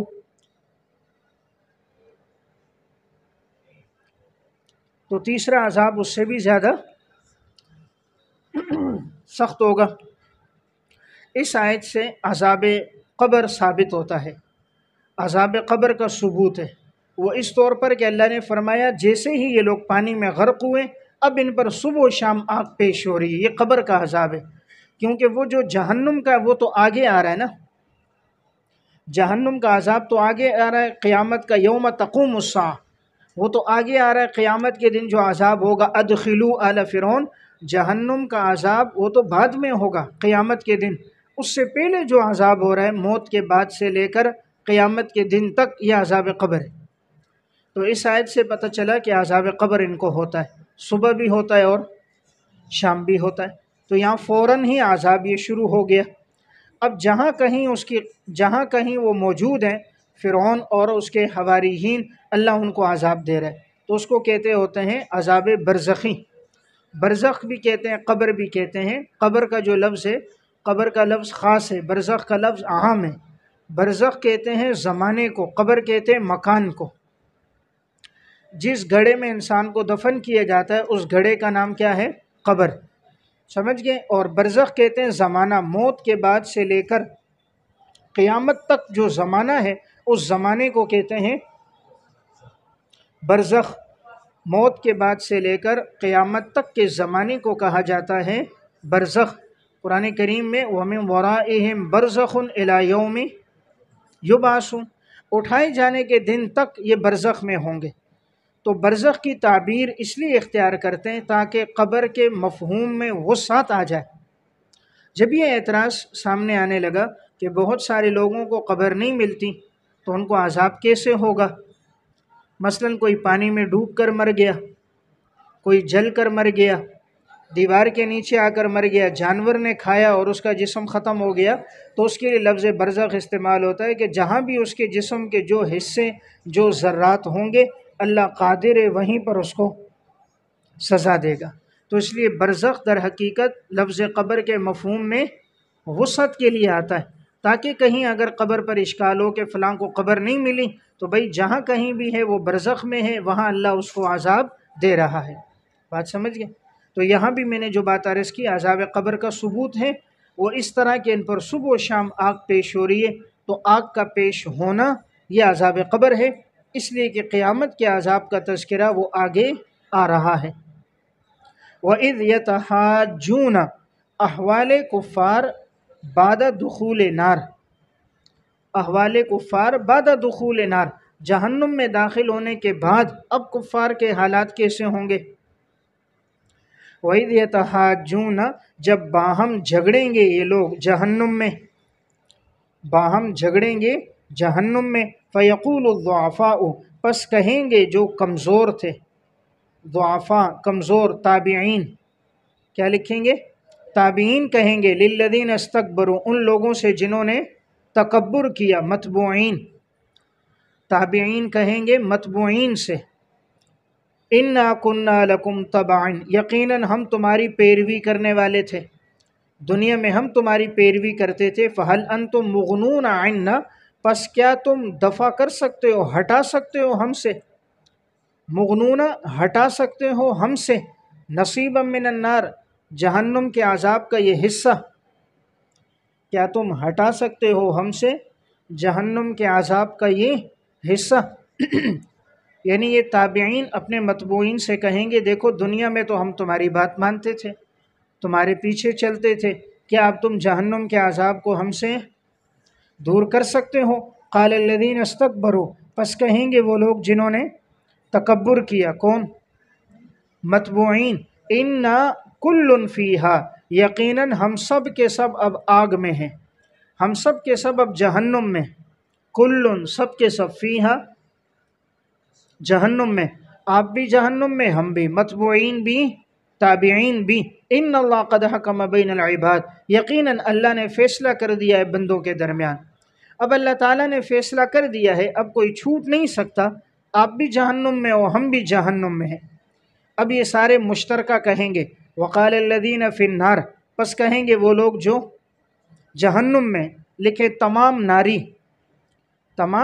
تمام جہنمی اکٹھے ہو کر کہیں گے، لخزنۃ جہنم، جہنم کے داروغہ، چوکیدار، جو جہنم کا چوکیدار ہوگا اس سے کہیں گے، ادعوا ربکم، آپ اپنے رب سے دعا کرو، یخفف عنا یوما من العذاب، کہ وہ ہلکا کر دے ہم پر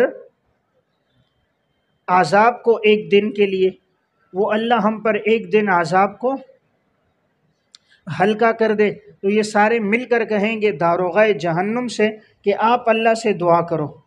دیکھیں یہاں بھی یہ لوگ خود رب کو نہیں پکار رہے، فرشتوں کو کہہ رہے ہیں کہ تم دعا کرو۔ ہونا تو چاہیے خود دعا کریں نا، خود دعا کریں گے یا اللہ تو عذاب کو ہمارے لیے ہلکا کر دے۔ تو لیکن کیسے کافر ہیں کہ جہنم میں جا کر بھی خدا کو نہیں پکار رہے، کس کو؟ فرشتوں کو پکار رہے ہیں کہ تم دعا کرو اپنے رب سے، گویا وہ ان کا رب نہیں ہے، وہ فرشتوں کا رب ہے، ان کا رب۔ تو دنیا میں جیسے عادت پڑ گئی تھی نا غیر اللہ سے مانگنے کی، تو وہ عادت وہاں بھی ختم نہیں ہوگی، اس لیے کہیں گے آپ دعا کرو کہ وہ اللہ ہلکا کر دے ہم پر جہنم کے عذاب کو۔ قالو، اب جواب دیں گے نا، جواب داروغہ جہنم، داروغہ جہنم جواب دے گا، چوکیدار جو جہنم کا ہے۔ اولم تک تأتیکم رسلکم بالبینات، کیا نہیں آئے تھے تمہارے پاس رسول واضح دلائل لے کر؟ کیا رسول واضح دلائل لے کر دنیا میں تمہارے پاس نہیں آئے تھے؟ قالوا بلا، جی آئے تھے، جی آئے تھے دنیا میں آئے تھے لیکن ہم نے نہیں مانا، دنیا میں آئے تھے لیکن ہم نے نہیں مانا۔ قالوا فادعوا، اب فرشتے کہیں گے پھر خود دعا کرو، ہم تمہارے لیے دعا نہیں کرتے، فادعوا ترجمہ لکھیں، خود دعا کرو، اب تم خود دعا کرو۔ وما دعاء الکافرین الا فی ضلال، کافروں کی دعا اور پکار اب نہیں ہوگی مگر وہ بے اثر ہوگی، اس میں کوئی اثر نہیں ہوگا، یعنی وہ بھی گمراہی والی دعا ہے، پکار ہے، بے اثر ہے، اس کا کوئی فائدہ نہیں ہوگا۔ دیکھیں پکار کا فائدہ تھا دنیا میں اللہ کو پکارتے ایمان لاتے تو ان کو نفع ہوتا، دنیا میں پکارا نہیں، ایمان لایا نہیں، اور جہنم میں آنے کے بعد عذاب دیکھ کر پکار رہے ہیں، تو اب اس پکار کا کوئی فائدہ اور نفع نہیں ہے۔ اِنَّا لَنَنْصُرُ رُسُلَنَا، سنت اللہ کا بیان، اللہ تعالیٰ کی سنت ہے، یقیناً ہم مدد کرتے ہیں اپنے رسولوں کی، والذین آمنوا فی الحیات الدنیا، اور ان لوگوں کی جو ایمان لے کر آئے دنیا کی زندگی میں، ویوم یقوم الاشہاد، اور اسی طرح ہم مدد کریں گے جس دن کھڑے ہوں گے گواہ، جس دن اشہاد جو ہے نا گواہ کھڑے ہوں گے، گواہ قائم ہوں گے، اس دن بھی ہم ایمان والوں کی اور رسولوں کی مدد کریں گے۔ لیکن یہاں اللہ تعالیٰ کی سنت کا بیان ہے کہ اللہ تعالیٰ انبیاء علیہ السلام کی مدد کرتا ہے، ایمان والوں کی بھی مدد کرتا ہے۔ اب یہاں اگر یہ سوال ہو کہ بہت سے پیغمبر ایسے آئے کہ جو کفار کے ہاتھوں شہید ہو گئے، وقتی طور پر ان پر آزمائشیں اور تکلیفیں آئیں تو ان کی تو مدد نہیں ہوئی، تو اللہ تعالیٰ تو فرما رہا ہے کہ ہم مدد کرتے ہیں، تو جن پر آزمائشیں آئیں شہید ہوئے تو ان کی تو مدد نہ ہوئی۔ تو جواب یہ ہے کہ اللہ وقتی طور پر آزمائش لاتا ہے لیکن مستقبل میں اللہ ضرور ان کی مدد کرتا ہے۔ یا نمبر 2، تفسیر ابن جریر میں اور تفسیر ابن کثیر میں ہے، مراد انتقام لینا، بدلہ لینا، اللہ تعالیٰ ان سب سے بدلہ ضرور لیتا ہے۔ اگر کسی نے پیغمبر کو شہید کیا، پیغمبر کو تکلیف دی، تو اللہ تعالیٰ ان سے بدلہ ضرور لیتا ہے، کسی کو چھوڑتا نہیں ہے، دنیا میں بھی ان کو سزائیں اور عذاب دیتا ہے، اور آخرت کا عذاب تو اس کے علاوہ ہوگا۔ تو مدد سے مراد کیا ہے؟ بدلہ لینا، مدد کرنے سے مراد بدلہ لینا، انتقام لینا، کہ اللہ کسی کو چھوڑتا نہیں ہے، سب سے اللہ انتقام اور بدلہ لیتا ہے۔ اسی طرح مدد کرنے میں یہ بھی شامل ہے کہ اللہ مدد کرتا ہے، یعنی اگر ان پر آزمائش آتی ہے تو وہ بھی ان کی مدد ہے، ان کے درجات بلند ہو رہے ہیں، اور یہ لوگ انبیاء کو تکلیف دے رہے ہیں، ان کا کفر بڑھتا جا رہا ہے، تو جتنا کفر بڑھے گا اتنی سزا سخت ہوگی، تو یہی مدد ہے، ان کے درجات بلند ہو رہے ہیں، اور یہ کفر کر کے ان کی سزائیں سخت ہو رہی ہیں، تو ان کے لیے جہنم میں سزائیں سخت، ان کے درجات بلند، انعامات زیادہ۔ یوم لا ینفع الظالمین، انجام کفار، پس یہ وہ دن ہوگا نہیں فائدہ دے گا ظالموں کو معذرتہم، ان کی معذرت، ظالموں کو ان کی معذرت کرنا کہ بھئی ہم سے غلطی ہو گئی، یہ معذرت ان کو کوئی فائدہ نہیں دے گی۔ وَلَهُمُ اللَّعْنَةُ وَلَهُمْ سُوءُ الدَّارِ، ان کے لیے لعنت ہوگی اور ان کے لیے برا گھر ہوگا، برا ٹھکانہ ہوگا، تو یہ برا ٹھکانہ وہی جہنم کا، جہنم میں ان کے لیے لعنت ہوگی۔ اب تو معذرتیں کریں گے جی غلطی ہو گئی، پتہ نہیں تھا، ایک موقع پھر دے دیا جائے، لیکن اب کچھ بھی نہیں ہوگا۔ وَلَقَدْ آتَيْنَا مُوسَى الْهُدَى، یقیناً ہم نے موسیٰ علیہ السلام کو دی تھی ہدایت۔ ہدایت دی نیچے کتاب تورات، ہم نے موسیٰ علیہ السلام کو کتاب تورات ہم نے دی جو سراپا ہدایت تھی۔ اورثنا بنی اسرائیل الکتاب، اور ہم نے بنی اسرائیل کو کتاب کا وارث بنایا۔ کتاب یعنی تورات کا وارث بنایا کہ موسیٰ علیہ السلام کے جانے کے بعد وہ وارث بنے۔ ہدی و ذکریٰ، یہ کتاب تورات سراپا ہدایت تھی، وصف نمبر 1، و ذکریٰ وصف نمبر 2، اور سراپا نصیحت ہے لِأُولِي الْأَلْبَابِ، عقل مندوں کے لیے۔ یعنی یہ کتاب جو تھی یہ سراپا ہدایت تھی، لیکن بنی اسرائیل نے اور فرعون کے جو حواریین تھے انہوں نے اس سے ہدایت نہیں لی، اور جو لوگ ایمان لے کر آئے انہوں نے اس سے ہدایت حاصل کر دی۔ فاصبر ان وعد اللہ حق، تسلی رسول، اور نیچے لکھیں اصول کامیابی۔ کامیابی کے اصول کیا ہیں؟ فاصبر نمبر 1، صبر کیجئے، ان وعد اللہ حق، یقیناً اللہ کا وعدہ برحق ہے۔ واستغفر لذنبک نمبر 2، اور آپ استغفار کیجئے اپنے خلاف اولا کاموں پر۔ پیغمبر سے گناہ نہیں ہوتے، تو جو کام خلاف اولا ہو جائیں ایسے خلاف اولا کاموں پر آپ بخشش طلب کیجئے۔ اور یا نمبر 2، یہاں مراد خطاب تو حضور کو ہے، مراد امت کو ہے، امت کو حکم ہے کہ تم اپنے گناہوں پر بخشش طلب کرو، امت کو خطاب ہے۔ اور یہاں یا یہ کہ خطاب حضور کو ہے لیکن بخشش امت کے لیے بخشش ہے کہ آپ اپنی امت کے گناہوں کی معافی کی دعا کرو کہ امت کے گناہ معاف کیے جائیں۔ پیغمبر سے گناہ سرزد نہیں ہوتا، اس لیے کہ انبیاء علیہ الصلوۃ والسلام کیا ہیں؟ معصوم ہیں۔ وَسَبِّحْ بِحَمْدِ رَبِّكَ نمبر 3، اور تسبیح بیان کیجئے اپنے رب کی حمد کی، بالعشی والابکار، شام بھی اور صبح بھی، یعنی صبح اور شام اللہ کی تسبیح بیان کیجئے۔ تو کامیابی کے کتنے اصول ہیں؟ 3۔ نمبر 1، صبر کیجئے، حالات جیسے بھی ہوں، آزمائشیں ہوں، یہ وقتی حالات ہیں، سب ختم ہو جائیں گے، اللہ کا جو وعدہ نصرت اور مدد کا ہے وہ آخر رہے گا۔ نمبر 2، جو کمی کوتاہیاں ہو گئی، جس طرح دعوت دینی چاہیے تھی، جہاد کرنا چاہیے تھا، اس طرح نہ ہو سکا تو کمی کوتاہیوں پر استغفار کیجئے، اور آنے والے وقت میں مستقل تسبیح بیان کیجئے۔ ان الذین یجادلون زجر، یقیناً وہ لوگ جو جھگڑتے ہیں اللہ تعالیٰ کی آیات میں، نشانیوں میں، بغیر سلطان، بغیر کسی دلیل کے کہ جو ان کے پاس آئے، ان کے پاس کوئی دلیل آئی ہو، موجود ہو، ایسی کوئی دلیل ان کے پاس نہیں ہے، پھر بھی وہ لوگ جھگڑ رہے ہیں۔ ان فی صدورہم سبب جدال، یہ کیوں جھگڑتے ہیں؟ نہیں ہے ان کے سینوں میں الا کبر، مگر تکبر ہے، ان کے سینوں میں تکبر ہے۔ ما ہم ببالغیہ، پس نہیں ہے وہ پہنچنے والے اس کی انتہا کو، پس وہ نہیں ہے پہنچنے والے اس تکبر کی انتہا کو، تکبر کی انتہا کو وہ پہنچ نہیں سکتے۔ دیکھیں ان کے دلوں میں اللہ تعالیٰ نے وجہ یہ بیان کی کہ یہ لوگ کیوں ایمان نہیں لا رہے، کہا ان کے دلوں میں کیا ہے؟ تکبر ہے، اور یہ لوگ اس تکبر کی انتہا کو پہنچنے والے نہیں ہیں۔ انتہا کیا ان کا مقصد تھا؟ یہ تکبر اس لیے کرتے تھے کہ لوگ ہمارے تابع ہو جائیں نا، ان کو تکبر یہ تھا کہ جتنے بھی ضعفاء ہیں، کمزور ہیں، غریب ہیں، وہ سارے ہمارے ماتحت ہو جائیں۔ ان کو ہوس تھی کہ ہمارا اقتدار باقی رہے، ہماری جو ہم چودھری ہیں، وڈیرے ہیں، تو ہمارا یہ باقی رہے، باقی سب ہمارے کیا رہے؟ ماتحت رہے۔ ان کو یہ تکبر تھا۔ اب انہوں نے کہا اگر ہم ایمان لے آئے تو سارے تو پیغمبر کی پیروی کریں گے، ان کی بات مانیں گے، تو جو ہمارا چودھری ہونا، رئیس ہونا تھا وہ تو ختم ہو جائے گا۔ جو تکبر کا مقصد تھا کہ بھئی سب کے اوپر بڑا یہ ہے، تو وہ باقی نہیں رہے گا۔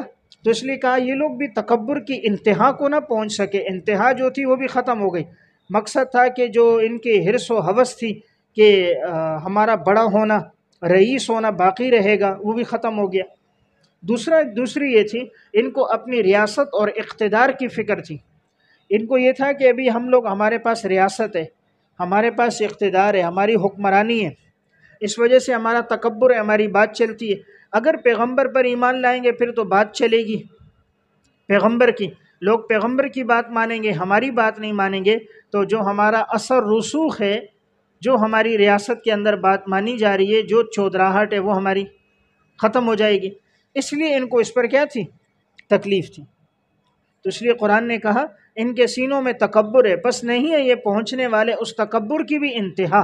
تکبر کا جو مقصد تھا کہ بھئی اس کی وجہ سے جو ہمارا بڑا ہونا ہے، لوگ ہمارے تابع ہوں، ہماری بات سنیں، اقتدار ہمارے پاس ہو اور سلطنت ہمارے پاس ہو، یہ ان کا مقصد تھا۔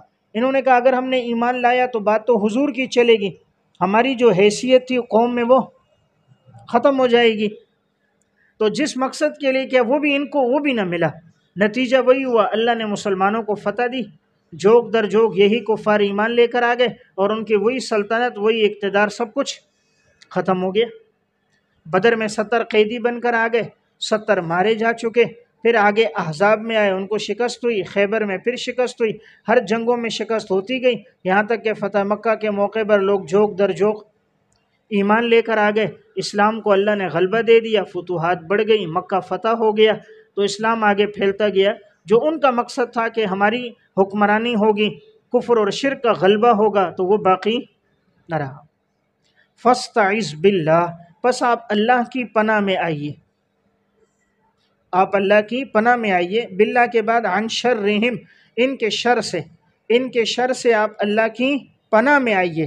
یعنی اب جب انہوں نے اپنی دیکھا کہ اقتدار تو ہم سے جا رہا ہے اور لوگ ایمان لا رہے ہیں حضور کے ہاتھ پر، اب یہ چاہتے تھے حضور کو تکلیف پہنچائیں، کسی طرح معاذ اللہ حضور کو شہید کر لیں، آپ کو نقصان پہنچائیں، صحابہ کو نقصان پہنچاتے کہ بھئی کسی طرح ان کے ساتھ ماننے والے ان سے ہٹ جائیں۔ تو اللہ تعالیٰ فرما رہے ہیں آپ اللہ کی پناہ میں آ جائیں، یہ آپ کو کوئی تکلیف نہیں پہنچا سکتے، جتنی کوششیں کی حضور کو معاذ اللہ یہ شہید نہ کر سکے۔ جیسے یہودی لے کر گئے، ایک منصوبہ بنایا، ہم اوپر سے پتھر گرائیں گے، بڑی چٹان، نیچے حضور کو بٹھایا، اللہ نے فوراً وحی کے ذریعے اطلاع کر دی، آپ علیہ السلام ایک دم اٹھ کر پیچھے ہٹے، انہوں نے گرائی، نیچے گری، حضور بچ گئے۔ اس طرح ایک یہودی عورت نے زہر ملایا کھانے میں، آپ علیہ السلام کو دیے گیا، ایک دم گوشت سے آواز آئی میرے اندر زہر ہے، حضور نے تناول نہیں کیا، آپ علیہ السلام محفوظ ہو گئے۔ تو جس موقع پر انہوں نے کوئی کوششیں کی بھی ناکام ہو گئے۔ ہجرت کے سفر میں حضور جا رہے ہیں، سب باہر تلواریں لے کے کھڑے، ہم ماریں گے، آپ علیہ السلام نے ایک مٹھی مٹی لی اور پھینکی، وما رمیت اذ رمیت ولکن اللہ رما، ایک مٹھی تھی، سب کافروں کی آنکھوں میں گئی، وہ آنکھیں ملتے رہے، ان کو نظر ہی نہیں آ رہا تھا، آپ علیہ السلام چلے گئے۔ تو اللہ نے ہر موقع پر حضور کی حفاظت فرمائی۔ بدر میں 3 گنا زیادہ ہیں، 1000 کی تعداد، مسلمان 313، اسباب بھی نہیں، جنگی آلات بھی نہیں، گھوڑے بھی نہیں، اونٹ بھی نہیں، تلواریں بھی نہیں، اور اللہ نے 3 گنا زیادہ، اس پر اللہ نے فتح دے دی، آسمان سے فرشتے اللہ نے مدد کے لیے اتار دی۔ تو اس لیے فرمایا کہ اب جب یہ اپنی جو مقصد ہے اس کو جب یہ حاصل نہیں کر سکیں گے، ان کی ریاست ختم ہو جائے گی اور ان کی سرداری، تو یہ آپ کو تکلیف پہنچائیں گے۔ فاستعذ باللہ، آپ کس کی پناہ میں آئیے؟ اللہ کی پناہ میں آئیے ان کے شر سے، انہ هو السمیع، وہ اللہ ہی پکار کا سننے والا ہے۔ تو جب بھی انسان اللہ کو پکارتا ہے، اللہ پکار کو سنتا ہے، بصیر ہے، اور وہ اللہ ہر عمل کو دیکھ رہا ہے، ہر عمل کو دیکھ رہا ہے، اور ہر مومن اور کافر کو بھی دیکھ رہا ہے، دیکھ رہا ہے کون کفر میں زندگی گزار رہا ہے، کون ایمان پہ، اللہ سب دیکھ رہا ہے۔ لخلق السماوات والارض اکبر، دلیل برائے ثبوت قیامت، دلیل برائے ثبوت قیامت، آسمان اور زمین کا پیدا کرنا یہ زیادہ بڑا ہے، زیادہ بڑا ہے، زیادہ مشکل ہے، من خلق الناس، لوگوں کے پیدا کرنے سے، لوگوں کے پیدا کرنے سے تو زیادہ بڑھ کر آسمان زمین کی پیدائش ہے۔ خلق الناس کے نیچے دوسری بار پیدا کرنا، دوسری بار، لیکن اکثر لوگ جانتے نہیں ہیں۔ یعنی یہ لوگ تو کہتے تھے نا موت کے بعد کیسے زندہ ہوں گے، انسان مٹی ہو گئے دوبارہ بنے گا، کہتے ہیں یہ بات تو ہمیں سمجھ نہیں آتی۔ تو جواب یہ ہے کہ جو اللہ اتنے بڑے آسمان اور زمین کو پیدا کر سکتا ہے، وہ اللہ تمہیں بھی 6 فٹ کے انسان کو بھی پیدا کر سکتا ہے۔ وما یستوی الاعمی والبصیر، برابر نہیں ہو سکتا نابینا اور بینا، نابینا اور بینا، نابینا کافر بینا مسلمان، نابینا فاجر بینا متقی پرہیزگار۔ تو جو کافر اور مسلمان ہے، جو فاجر اور پرہیزگار ہے، یہ برابر نہیں ہو سکتے۔ والذین آمنوا وعملوا الصالحات، اور وہ جو ایمان لے کر آئے اور نیک اعمال کرتے ہیں، وللمسیء، اور جو برائی کرنے والے ہیں، اور جو برائی کرنے والے ہیں، یہ دونوں برابر نہیں ہیں۔ قلیلا ما تتذکرون، بہت کم لوگ ایسے ہیں جو نصیحت حاصل کرتے ہیں، بہت کم لوگ ایسے ہیں جو نصیحت حاصل کرتے ہیں۔ ان الساعۃ لآتیۃ، بیان دعویٰ، یقیناً یہ قیامت البتہ آنے والی ہے۔ یہ کوئی جنگلی تو نہیں ہے؟ ان الساعۃ لآتیۃ، یقیناً قیامت البتہ آنے والی ہے۔ لا ریب فیہا، اس کے آنے میں کوئی شک نہیں ہے۔ ولکن اکثر الناس لا یؤمنون، لیکن اکثر لوگ ایمان لے کر نہیں آتے۔ وقال ربکم ادعونی، ذکر دعویٰ دوسری بار، سورت کے دعوے کا ذکر ہے دوسری بار۔ اللہ رب العزت فرماتے ہیں مجھے پکارو، استجب لکم، میں تمہاری پکار کو قبول کروں گا، میں تمہاری پکار کو قبول کروں گا۔ ان الذین یستکبرون عن عبادتی، یقیناً وہ لوگ جو تکبر کرتے ہیں مجھے پکارنے سے، مجھے پکارنے سے اور میری عبادت سے جو تکبر کرتے ہیں، سیدخلون جہنم داخرین، عن قریب وہ داخل ہوں گے جہنم میں ذلیل ہو کر، داخل ہوں گے جہنم میں ذلیل ہو کر۔ یعنی اس آیت میں فرمایا مجھے ہی پکارو، تمہاری دعا میں قبول کروں گا۔ تو جب انسان اللہ کو پکارتا ہے، رب العالمین دعا کو قبول فرماتا ہے۔ جو نہیں پکارتے اس کی علت بیان کی، وہ تکبر کرتے ہیں۔ عموماً جو لوگ دعا نہیں کرتے، اللہ سے نہیں مانگتے، وہی لوگ ہوتے ہیں جو متکبر ہوتے ہیں۔ متواضع آدمی اللہ سے مانگتا ہے۔ اور پھر یہاں دعا کو کس سے تعبیر کیا؟ عن عبادتی، دعا کو کس سے تعبیر کیا؟ عبادت سے، یعنی دعا خود عبادت ہے۔ دیکھیں یہ نہیں کہ صرف نماز روزہ تلاوت عبادت ہے، دعا بھی کیا ہے؟ عبادت ہے۔ اس لیے حدیث میں دعا کو بھی عبادت کہا گیا، اور عبادت کا مغز کہا گیا، الدعاء مخ العبادہ، الدعاء مخ العبادہ، دعا تو عبادت کا مغز ہے۔ تو اس لیے فرمایا گیا جو تکبر کرتے ہیں ہماری عبادت سے، یعنی ہمیں پکارنے سے، یعنی لوگ سمجھتے ہیں کہ صرف نماز عبادت ہے، روزہ عبادت ہے، حالانکہ اللہ کو پکارنا بھی عبادت ہے۔ سیدخلون جہنم داخرین، ایسے لوگ عن قریب رسوا ہو کر، ذلیل ہو کر جہنم میں داخل ہوں گے۔ اللہ الذی جعل لکم اللیل، دلیل عقلی نمبر 1، اللہ وہ ہے جس نے بنایا تمہارے لیے رات کو، لتسکنوا فیہ، تاکہ تم سکون حاصل کرو رات میں، والنہار مبصرا، اور بنایا تمہارے لیے دن کو اللہ نے روشن، روشن یعنی دکھلانے والا۔ اللہ نے بنایا تمہارے لیے رات کو تاکہ تم اس میں سکون حاصل کرو، اور بنایا تمہارے لیے دن کو اللہ نے روشن یعنی دکھلانے والا۔ ان اللہ لذو فضل علی الناس، یقیناً البتہ اللہ تعالیٰ کا فضل ہے لوگوں پر، ولیکن اکثر الناس لا یشکرون، لیکن اکثر لوگ اللہ کا شکر ادا نہیں کرتے۔ اس آیت میں اللہ رب العزت نے اپنی قدرت پر دلائل کا تذکرہ فرمایا، اور دلیل بیان فرمائی کہ اللہ وہ ہے جس نے تمہارے لیے رات کو بنایا تاکہ تم اس میں سکون حاصل کرو، اور دن کو بنایا اللہ نے روشن کہ تمہیں ایک دوسرے کو دیکھتے ہو، کاروبار کرتے ہو۔ تو یہ اللہ کی بڑی نعمت ہے۔ اگر اللہ تعالیٰ رات میں اندھیرا نہ رکھتا اور اس کو سکون کا ذریعہ نہ بناتا، تو پھر کچھ لوگ رات کو سوتے، کچھ رات کو آرام کرتے، کچھ رات کو بھی کام کرتے، پھر اگلے دن دوبارہ مشقت ہوتی، چونکہ ہر آدمی کے دوسرے کے ساتھ معاملات ہیں اور ہر آدمی دوسرے کا محتاج ہے۔ تو اللہ تعالیٰ نے ایسی ترتیب رکھی ہے تاکہ بیک وقت سارے لوگ آرام کریں اور بیک وقت اگلے دن سارے لوگ کام کاج کریں۔ تو دن میں چونکہ روشنی کی ضرورت ہوتی ہے، اس لیے اللہ نے سورج کو رکھا، رات میں چونکہ آرام کی ضرورت ہے، اس لیے اللہ نے موسم کو ٹھنڈا رکھنے کے لیے اور معمولی روشنی کے لیے اللہ نے چاند اور ستاروں کو رکھا کہ معمولی روشنی بھی برقرار رہے ساتھ سکون اور اطمینان بھی ہو۔ اگر سورج رات میں ہوتا تو نہ آرام ہو سکتا نہ راحت ہوتی۔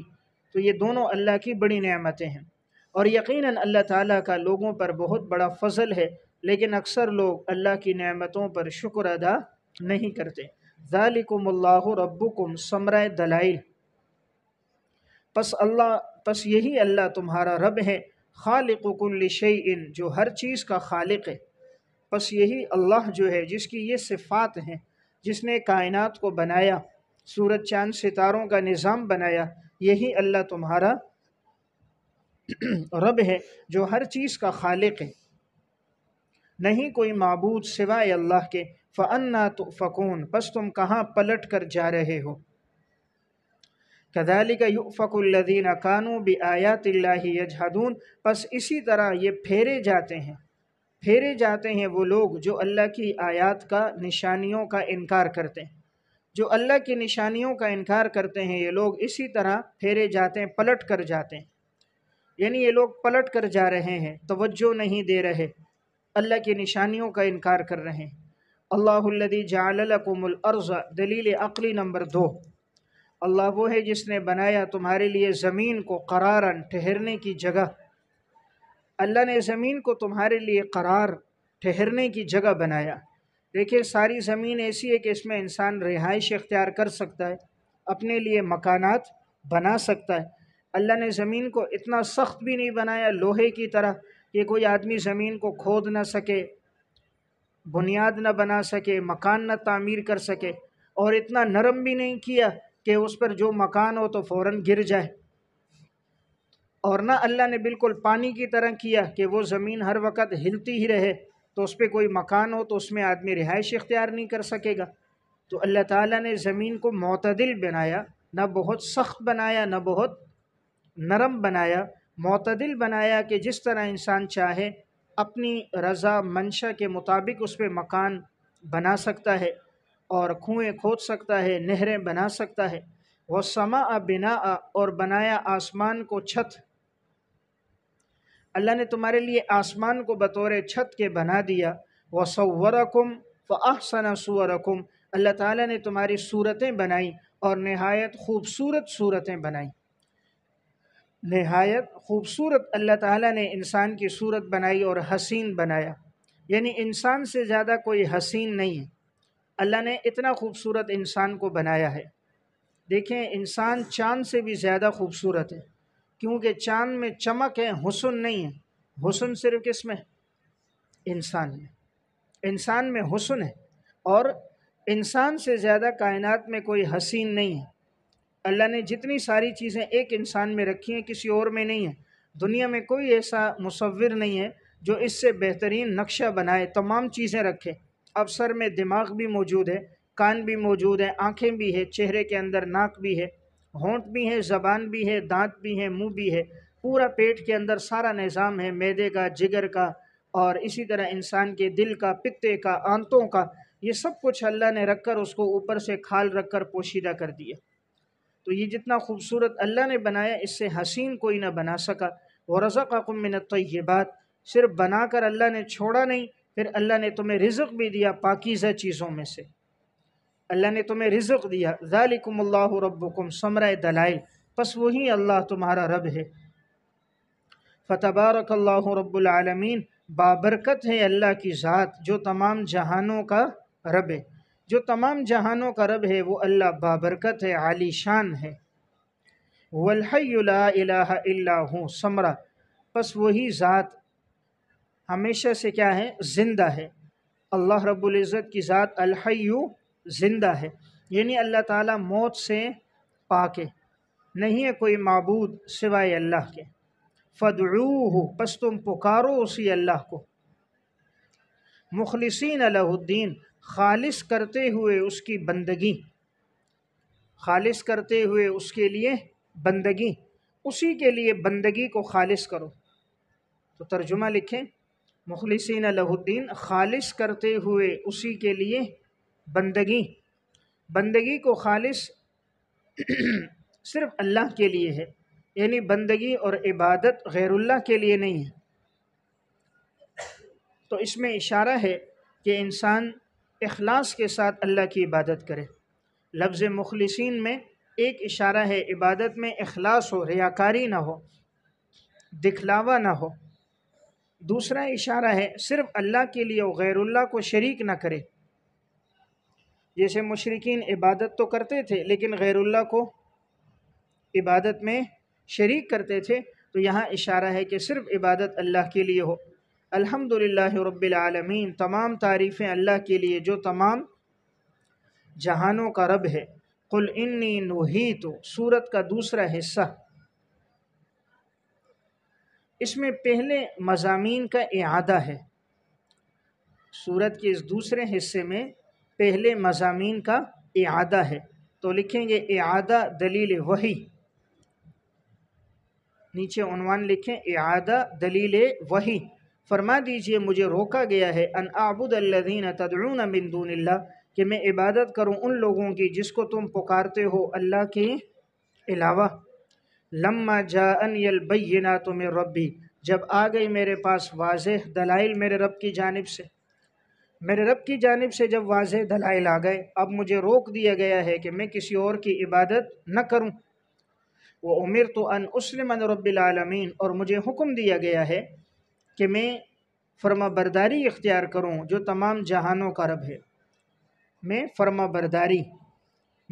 برداری اختیار کروں، بندگی اختیار کروں اس اللہ کی جو تمام جہانوں کا رب ہے۔ وَالَّذِي خَلَقَكُمْ، اعادہ دلیل عقلی نمبر 1، اعادہ دلیل عقلی نمبر 1، اللہ وہ ہے جس نے پیدا کیا تمہیں مٹی سے۔ تمہیں پیدا کیا مراد ہمارے جو آبا و اجداد حضرت آدم علیہ السلام، تو اللہ تعالیٰ نے حضرت آدم علیہ السلام کو پیدا کیا مٹی سے، جنہی سے نسل انسانی آگے چلی ہے۔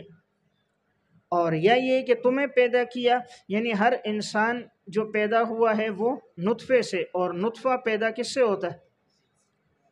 کہ نطفہ جو ہے وہ بنتا ہے غذاؤں سے، اور غذائیں پیدا ہوتی ہیں مٹی میں۔ بات سمجھ رہے ہیں؟ تمہیں پیدا کیا مٹی سے، تو اشارہ ہے انسان کی پیدائش نطفے سے، اور نطفہ بنتا ہے غذاؤں سے، اور غذائیں جتنی بھی ہیں وہ سب اگتی ہیں، پیدا ہوتی ہیں مٹی میں۔ تو گویا نتیجہ کیا ہے؟ مٹی ہے، مٹی ہے انسان کا نتیجہ، تو گویا مٹی سے بنا، مٹی میں جائے گا اور مٹی سے ہی نکلے گا۔ تو اسی لیے قرآن میں منہا خلقناکم وفیہا نعیدکم ومنہا نخرجکم تارۃ اخری، ثم من نطفۃ، پھر اللہ نے تمہیں بنایا نطفے سے، یعنی انسان کا آغاز تو مٹی سے، حضرت آدم علیہ السلام مٹی سے پیدا ہوئے، انسان کی غذائیں مٹی سے بن رہی ہیں، پھر ان غذاؤں سے کیا تیار ہوتا ہے؟ نطفہ۔ ثم من علقۃ، اور پھر ایک علقہ کہتے ہیں جو جمے ہوئے کس کو؟ خون کو، جو جمع ہوا خون ہے نا، خون کا لوتھڑا، جو جمع ہوا خون ہے، اس خون کے لوتھڑے سے، جمے ہوئے خون سے، پہلے یہ منی کا قطرہ ہوتا ہے، پھر آگے جا کر یہ جمع ہوا خون بن جاتا ہے، پھر وہی گوشت بننا شروع ہوتا ہے نا، پھر اس کے بعد وہ گوشت بنتا ہے، پھر اس پر ہڈیاں چڑھائی جاتی ہیں، پھر اس میں روح ڈالی جاتی ہے۔ ثم یخرجکم طفلا، پھر اللہ نے نکالا تمہیں بچپن میں، یعنی اس حال میں کہ تم بچے تھے، اللہ نے تمہیں نکالا، یعنی اللہ نے تمہیں پیدا کیا۔ انسان جب دنیا میں آیا تو وہ بچے کی صورت میں آیا۔ ثم لتبلغوا اشدکم، تاکہ تم لوگ پہنچ جاؤ اپنی جوانی کو، پہنچ جاؤ اپنی جوانی کو۔ تو اشدہ کہتے ہیں نہایت قوت کو نا، نہایت طاقت۔ تو جوانی میں انسان کی نہایت کیا ہوتی ہے؟ طاقت ہوتی ہے۔ جوانی میں تمام اعضاء طاقتور ہوتے ہیں، جسم میں قوت بہت زیادہ ہوتی ہے، اس لیے جوانی کو، شباب کو جنون کا زمانہ کہا جاتا ہے، کہ عموماً انسانی عقل اس وقت کام نہیں کرتی، انسان گناہوں میں پڑ جاتا ہے۔ تو کہا پھر تم لوگ پہنچتے ہو اپنی جوانی کو، یعنی اپنی قوت کے زمانے کو۔ ثم لتکونوا شیوخا، پھر تاکہ تم لوگ ہو جاؤ بوڑھے، شیوخا بوڑھے، بڑھاپا، وَمِنْكُم مَّن يُتَوَفَّى، اب تم میں سے بعض وہ ہیں جن کو وفات دے دی جاتی ہے، من قبل، اس سے پہلے، بعض اس سے پہلے فوت ہو گئے، یعنی بعض بچپن میں فوت ہو جاتے ہیں، بعض جوانی میں فوت ہو جاتے ہیں، بڑھاپے تک پہنچتے ہی نہیں ہیں۔ تو کتنے ہیں کہ جن کو موت دے دی جاتی ہے اس سے پہلے کہ وہ بچپن میں فوت ہو گئے۔ وَلِتَبْلُغُوا أَجَلًا مُّسَمًّى، تاکہ تم لوگ پہنچ جاؤ ایک مقررہ مدت تک، مقررہ مدت تک، یعنی ہر ایک کے لیے جو موت کا وقت مقرر ہے اس تک پہنچ جائے۔ تو ضروری نہیں ہے کہ سب بڑھاپے میں جائیں، ہر ایک کے لیے وقت مقرر ہے، کسی کا بڑھاپے میں، کسی کا جوانی میں، کسی کا بچپن میں، تو ہر ایک کے لیے وقت مقرر ہے۔ وَلَعَلَّكُمْ، اور شاید کہ تم لوگ، تعقلون، ان باتوں کو سمجھ جاؤ، یعنی ان باتوں کو سمجھو اور اللہ کو پہچانو کہ اللہ وہ ہے جس نے تمہیں اس بے حقیر قطرے سے اتنا خوبصورت انسان بنایا، جوانی تک، بڑھاپے تک پہنچایا، وہی تمہیں اس سے پہلے بھی موت دے سکتا ہے اور وہ تمہیں اس کے بعد بھی موت دیتا ہے، پھر لوٹ کر تم نے اللہ کے پاس آنا ہے۔ والذی یحیی و یمیت، اللہ وہ ہے، وہی اللہ زندگی دینے والا ہے اور وہی موت دینے والا ہے۔ وہی اللہ زندگی دینے والا ہے، جس کو چاہے زندگی دے اور جس کو چاہے وہ اللہ موت دے۔ فَإِذَا قَضَىٰ أَمْرًا، پس جب وہ فیصلہ کرتا ہے کسی کام کا، فَإِنَّمَا يَقُولُ لَهُ كُن فَيَكُونُ، پس وہ کہتا ہے ہو جا، تو پس وہ کام ہو جاتا ہے۔ أَلَمْ تَرَ إِلَى الَّذِينَ يُجَادِلُونَ، اعادہ زجر، اعادہ زجر، کیا نہیں دیکھتے ہو تم لوگ ان لوگوں کو کہ جو جھگڑتے ہیں اللہ تعالیٰ کی نشانیوں میں، اَنَّا يُصْرَفُونَ، پس کہاں وہ پھیرے جا رہے ہیں، کہاں وہ پلٹ کے جا رہے ہیں۔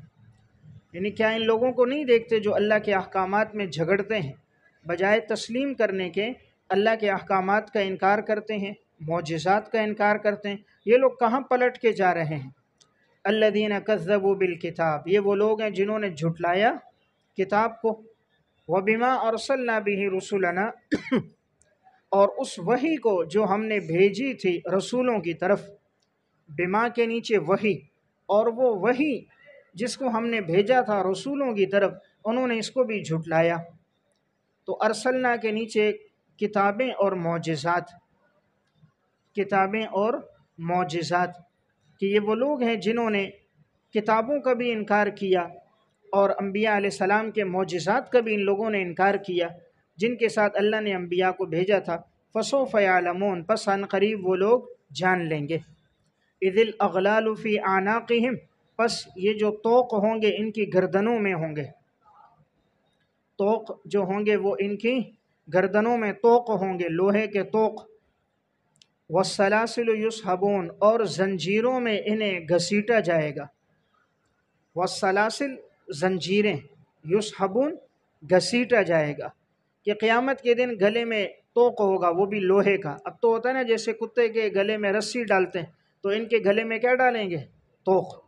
تو رسی تو پھر بھی ٹوٹ سکتی ہے، امکان ہے، طوق ٹوٹنے والا، کھلنے والا نہیں ہے، اور جب وہ کھینچیں گے تو اور تکلیف ہوگی۔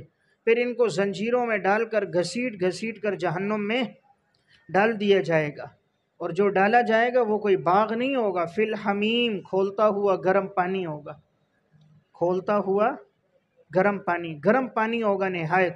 ثم فی النار یسجرون، پھر ان کو جہنم میں ان سب کو جلایا جائے گا، یسجرون، جلائے جائیں گے جہنم میں۔ ثم قیل لہم این ما کنتم تشرکون، پھر ان سے کہا جائے گا کہاں ہیں وہ جن کو تم شریک ٹھہراتے تھے، جن کو تم اللہ کے ساتھ شریک ٹھہراتے تھے، وہ کہاں ہیں؟ من دون اللہ، اللہ کے علاوہ۔ قالوا ضلوا عنا، وہ کہیں گے وہ تو گم ہو گئے ہم سے، وہ تو ہم سے گم ہو گئے۔ بل لم نکن ندعو من قبل شیئا، بلکہ ہم نہیں تھے ان کو پکارنے والے اس سے پہلے کچھ بھی، نہیں تھے کہ ہم پکارتے تھے انہیں اس سے پہلے کچھ بھی، یعنی ایسا لگے گا کہ گویا انہوں نے اس سے پہلے اس کو پکارا ہی نہیں ہے، تو آج وہ ان کو پہچاننے سے انکار کر دیں گے، اور اگر وہ پہچان بھی لیں تب بھی وہ ان کے معبودان ان کی کوئی مدد نہیں کر سکیں گے، وہ اپنے آپ سے عذاب نہیں ہٹا سکتے، چہ جائے کہ تمہیں نفع دے۔ کذالک یضل اللہ الکافرین، اسی طرح اللہ گمراہ کرتا ہے کافروں کو۔ ذالکم بما کنتم، بسبب اس کے کہ تم لوگ تفرحون فی الارض، کہ تم لوگ زمین میں خوش تھے۔ خوش تھے یعنی مراد نیچے دلوں میں، دل کے اندر یہ لوگ بڑے خوش تھے، ناحق طور پر بڑے خوش تھے کہ ہم جو کام کر رہے ہیں ہم تو ٹھیک کر رہے ہیں، یہ لوگ غلط ہیں اور ہم لوگ صحیح ہیں۔ وَبِمَا كُنْتُمْ تَمْرَحُونَ، اور بسبب اس کے کہ تم لوگ اتراتے تھے۔ اتراتے تھے یعنی ظاہراً بھی اکڑتے تھے، تو اسی لیے تفرحون کے نیچے میں نے کہا دل میں لکھو، تو دل میں بھی بڑے خوش ہوتے تھے، باطن میں بھی خوش ہو رہے ہیں کہ ہم ٹھیک ہیں، اور تمرحون ظاہر میں بھی اکڑتے تھے، ظاہر میں بھی اکڑ کے چلتے، اتراتے، تکبر کرتے، تو ظاہر میں بھی تکبر کرتے تھے ہم ٹھیک ہیں، اور باطن میں بھی اپنے ان عقائد پر کیا تھے، خوش تھے۔ تو کیا لکھا، تمرحون کا معنی اترانا، تکبر کرنا، تو بریکٹ میں ظاہر میں اکڑتے تھے، اکڑنا، تو ظاہر میں بھی اکڑ کر چلتے تھے اور باطن میں بھی اپنے آپ کو ٹھیک سمجھتے تھے۔ ادخلوا ابواب جہنم، اب کہا جائے گا جہنم کے دروازوں میں داخل ہو جاؤ، خالدین فیہا، اب وہ رہیں گے جہنم میں ہمیشہ۔ فبئس مثوى المتکبرین، پس بہت برا ٹھکانہ ہے تکبر کرنے والوں کا۔ فاصبر ان وعد اللہ حق، تسلی خاتم الانبیاء، پس آپ صبر کیجئے، یقیناً اللہ کا وعدہ سچا ہے، اللہ کا وعدہ سچا ہے۔ فَإِمَّا نُرِيَنَّكَ بَعْضَ الَّذِي، پس اگر ہم دکھا دیں آپ کو، بعض وہ الَّذِي نَعِدُهُمْ، جس کا ہم وعدہ کر رہے ہیں، اگر ہم دکھا دیں آپ کو، ہم چاہیں تو ان پر اب عذاب لے کر آئیں، اور وہ تھوڑا سا ہم آپ کو بھی دکھا سکتے ہیں، اَوْ نَتَوَفَّيَنَّكَ، یا پہلے ہم آپ کو وفات دے دیں، یا ہم آپ کو پہلے وفات دے دیں پھر اس کے بعد ان کو عذاب دیں۔ فَإِلَيْنَا يُرْجَعُونَ، پس ہماری طرف لوٹایا جائے گا۔ یعنی اس آیت میں فرمایا اللہ کا وعدہ برحق ہے، اللہ جب چاہے ان کو عذاب دے سکتا ہے، یا تو چاہے تو آپ کو بھی دکھا کر ان کو عذاب دے اور چاہے تو آپ کو موت دے دے، آپ کا انتقال ہو جائے، اور آپ کے انتقال کے بعد اللہ ان کو عذاب دے، اللہ دونوں چیزوں پر قادر ہے۔ پس لوٹ کر تو انہوں نے ہماری طرف آنا ہے۔ وَلَقَدْ أَرْسَلْنَا رُسُلًا، اعادہ دلیل نقلی اجمالی، اعادہ دلیل نقلی اجمالی، اور یقیناً ہم نے بھیجا رسول من قبل کا، آپ سے پہلے، منہم من قصصنا علیک، ان میں سے بعض ایسے ہیں کہ ہم نے ان کا حال بیان کیا ہے آپ کو، بعض کا حال ہم نے آپ کو بیان کیا ہے۔ وَمِنْهُمْ مَنْ لَمْ نَقْصُصْ عَلَيْكَ، اور ان میں سے بعض ایسے ہیں کہ ان کے احوال ہم نے آپ کو بیان نہیں کیے، بعض کے احوال ہم نے آپ کو بیان نہیں کیے، تو نیچے لکھیں گے علم غیب کی نفی ہے، آپ علیہ السلام کے عالم الغیب ہونے کی نفی ہے۔ اللہ تعالیٰ فرما رہے ہیں ہم نے آپ کو بعض انبیاء کے حالات بیان نہیں کیے، جب اللہ نے بیان نہیں کیے تو آپ کو معلوم بھی نہ ہوئے، تو اس سے معلوم ہوا علم غیب صرف اللہ رب العزت کی ذات کے پاس ہے۔ وَمَا كَانَ لِرَسُولٍ، نہیں ہے اختیار کسی رسول کے پاس، نہیں ہے اختیار کسی رسول کے پاس، أَن يَأْتِيَ بِآيَةٍ، کہ وہ لے آئے کوئی نشانی، لکھیں فرمائشی معجزہ، کوئی فرمائشی معجزہ لے کر آئے، یہ رسول کے اختیار میں نہیں ہے، إِلَّا بِإِذْنِ اللَّهِ، مگر اللہ کے حکم سے۔ فَإِذَا جَاءَ أَمْرُ اللَّهِ، اور جب اللہ کا حکم آ جاتا ہے، قُضِيَ بِالْحَقِّ، تو فیصلہ کر دیا جاتا ہے حق کے ساتھ، وَخَسِرَ هُنَالِكَ الْمُبْطِلُونَ، اور خسارے میں پڑ جائیں گے اس وقت باطل لوگ، جو لوگ باطل میں پڑے ہوئے ہیں وہ اس وقت خسارے میں پڑ جائیں گے۔ دیکھیں اس آیت میں دو چیزوں کی نفی ہو گئی۔ پہلی چیز اللہ رب العزت نے فرمایا کہ ہم نے بعض انبیاء کے واقعات آپ کو بیان نہیں کیے تو آپ کو پتہ بھی نہ چلا، معلوم ہوا ہر چیز کا علم صرف اللہ تعالیٰ کی ذات کے پاس ہے۔ دوسری بات آپ کے اختیار میں نہیں ہے کہ فرمائشی معجزے لے کر آنا، تو یہ نفی ہے مختار کل ہونے کی، نفی ہے مختار کل ہونے کی، کہ جیسے یہ لوگ کہتے ہیں کہ حضور مختار کل تھے، جب چاہے جو چاہے کر سکتے ہیں، اللہ تعالیٰ فرما رہے آپ کے اختیار میں نہیں ہے کوئی معجزہ لانا، پیغمبر اپنے اختیار سے معجزات نہیں لاتے، اللہ رب العزت کی منشا اور اختیار سے لاتے ہیں۔ تو معجزہ لانا اپنے اختیار میں نہیں ہے، اللہ تعالیٰ فرما رہے پیغمبر کے اختیار میں نہیں ہے، ہمارے حکم سے ہوتا ہے۔ تو نفی کس کی ہوئی؟ مختار کل ہونے کی، کہ ہر چیز کا اختیار صرف کس کے پاس؟ اللہ تعالیٰ کی ذات کے پاس ہے۔ فَإِذَا جَاءَ أَمْرُ اللَّهِ، پس جب آئے گا اللہ کا حکم، قُضِیَ بِالْحَقِّ، تو فیصلہ کر دیا جائے گا حق کے ساتھ۔ وَخَسِرَ هُنَالِكَ الْمُبْطِلُونَ، پس اس وقت خسارے میں پڑ جائیں گے وہ لوگ جو باطل پر ہیں۔ اللہ الذی جعل لکم الانعام، اعادہ دلیل عقلی دوسری بار، دلیل عقلی کا دوسری بار اعادہ ہے۔ پس اللہ وہ ہے جس نے بنایا تمہارے لیے چوپایوں کو، لترکبوا منہا، تاکہ تم سوار ہو جاؤ ان چوپایوں پر، ومنہا تأکلون، اور ان میں سے بعض ایسے ہیں جن کو تم کھاتے ہو۔ یعنی بعض چوپائے ایسے ہیں کہ انسان ان پر سواری کرتا ہے، جیسے گھوڑا ہے، خچر ہے، گدھا ہے، اونٹ ہے، اور بعض ایسا ہے جن کے گوشت کھا رہا ہے، جیسے بکری ہے، دمبا ہے، ان کے گوشت انسان کھا رہا ہے۔ وَلَكُمْ فِيهَا مَنَافِعُ، اور تمہارے لیے ان جانوروں میں منافع ہیں۔ فیہا کی ضمیر انعام کی طرف ہے، تمہارے لیے ان چوپایوں میں کیا ہیں؟ منافع ہیں، بہت سے فائدے ہیں۔ کیا فائدے؟ گوشت بھی کھا رہے ہو، دودھ بھی پی رہے ہو، کھال سے بھی نفع لے رہے ہو، اور ان کے اون جو ہے اون سے بھی نفع لے رہے ہو۔ وَلِتَبْلُغُوا عَلَيْهَا حَاجَةً، تاکہ تم لوگ پہنچ جاؤ ان پر سوار ہو کر اپنی حاجت کو۔ ترجمہ لکھیں، لِتَبْلُغُوا، تاکہ تم لوگ پہنچ جاؤ، علیہا، ان پر سوار ہو کر، تاکہ تم پہنچ جاؤ ان پر سوار ہو کر، حاجتاً، اپنی حاجت کو، اپنی حاجت کو سوار ہو کر پہنچ جاؤ۔ اب دیکھیں بہت ساری جگہ ہیں انسان وہاں نہیں جا سکتا، آج بھی وہ ان جانوروں پر بیٹھ کر جاتا ہے۔ پہاڑی جو علاقے ہوتے ہیں وہاں پر آج بھی گاڑیاں نہیں جا سکتی، جو بالکل پہاڑ کی چوٹیوں پر ہے، وہاں راستے نہیں بنے، سڑکیں نہیں بنی ہوئی، وہاں آج بھی لوگ گھوڑوں پر، خچروں پر، گدھوں پر سامان رکھ کے جا رہے ہیں۔ تو آج بھی ایسی جگہ موجود ہے کہ ان جانوروں کی اب بھی کیا ہے؟ ضرورت ہے کہ تم پہنچتے ہو ان پر سوار ہو کر اپنی حاجت کو۔ فی صدورکم، جو تمہارے سینوں میں جو تمہاری حاجات ہیں۔ وعلیہا وعلی الفلک تحملون، وعلیہا، پس تم ان پر اور کشتیوں پر تم سوار کیے جاتے ہو۔ یعنی انسان ان پر بھی سوار ہوتا ہے، گھوڑے پر، گدھے پر، خچر پر، اور کشتیوں پر بھی انسان سوار ہوتا ہے۔ تو یہ سب اللہ کی نعمتیں ہیں کہ اللہ نے اتنے بڑے جانوروں کو، طاقتور جانوروں کو ہمارے تابع کر دیا۔ اب ہاتھی کتنا بڑا جانور ہے، اگر وہ پاؤں ہی کسی پہ رکھے تو اس کا کام پورا ہو جائے گا۔ اونٹ کتنا بڑا جانور ہے، پاؤں رکھ دے انسان پر تو انسان کا کام پورا ہے، لیکن اس کے باوجود ایک چھوٹا سا بچہ نکیل پکڑ کے لے جا رہا ہے، اور اونٹ سرکشی نہیں کرتا، نافرمانی نہیں کرتا۔ تو یہ جتنے جانور ہیں اللہ نے اس کو انسان کے تابع کر دیا، ورنہ اگر وہ اپنی قوت اور طاقت کو اگر لگائیں، بگڑ جائیں، تو انسان کے قابو میں آنے والے نہیں۔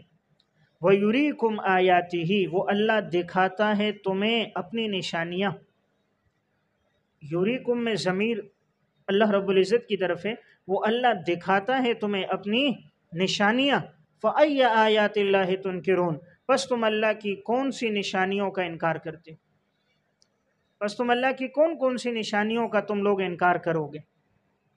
یعنی ایک دو نہیں، اللہ کے اتنے انعامات ہیں اور نعمتیں ہیں، تم آخر کس کس نعمت کو جھٹلاؤ گے؟ جیسے قرآن میں فَبِأَيِّ آلَاءِ رَبِّكُمَا تُكَذِّبَانِ، اللہ کی کون کون سی نعمتیں ہیں جس کو اے انسان تم جھٹلا رہے ہو؟ افلم یسیروا فی الارض، اعادہ تخویف دنیاوی، کیا وہ لوگ سیر نہیں کرتے زمین میں؟ فینظروا کیف کان، پس وہ دیکھیں کیسا انجام ہوا ان لوگوں کا، الذین من قبلہم، جو ان سے پہلے تھے، کانوا اکثر منہم، اسباب غرور، اسباب غرور، کہ وہ لوگ تھے ان سے زیادہ تعداد میں، تعداد کے اعتبار سے ان لوگوں کی تعداد بھی زیادہ تھی، وَأَشَدَّ قُوَّةً، اور قوت کے اعتبار سے بھی زیادہ تھے، نہایت سخت تھے، نہایت سخت تھے، طاقتور تھے، طاقت بدنی، نیچے کیا لکھیں گے؟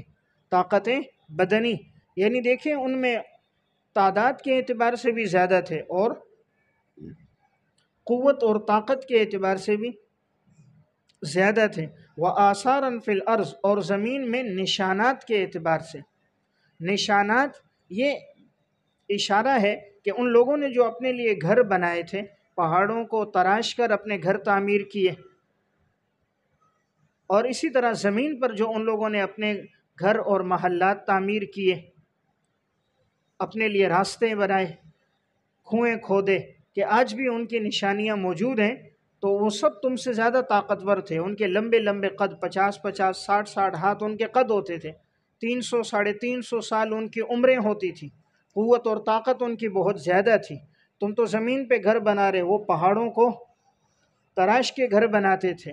اتنے طاقتور لوگ تھے، تعداد میں زیادہ تھے، لیکن جب اللہ کا عذاب آیا، فما اغنا عنہم، پس نہیں کام آیا انہیں کچھ بھی، ما کانوا یکسبون، وہ جو کرتے تھے، وہ جو دنیا میں کرتے تھے، جو کماتے تھے، ان میں سے کوئی چیز، نہ دولت، نہ تعداد، نہ جوانی، نہ قوت، کوئی بھی کام نہیں آئی۔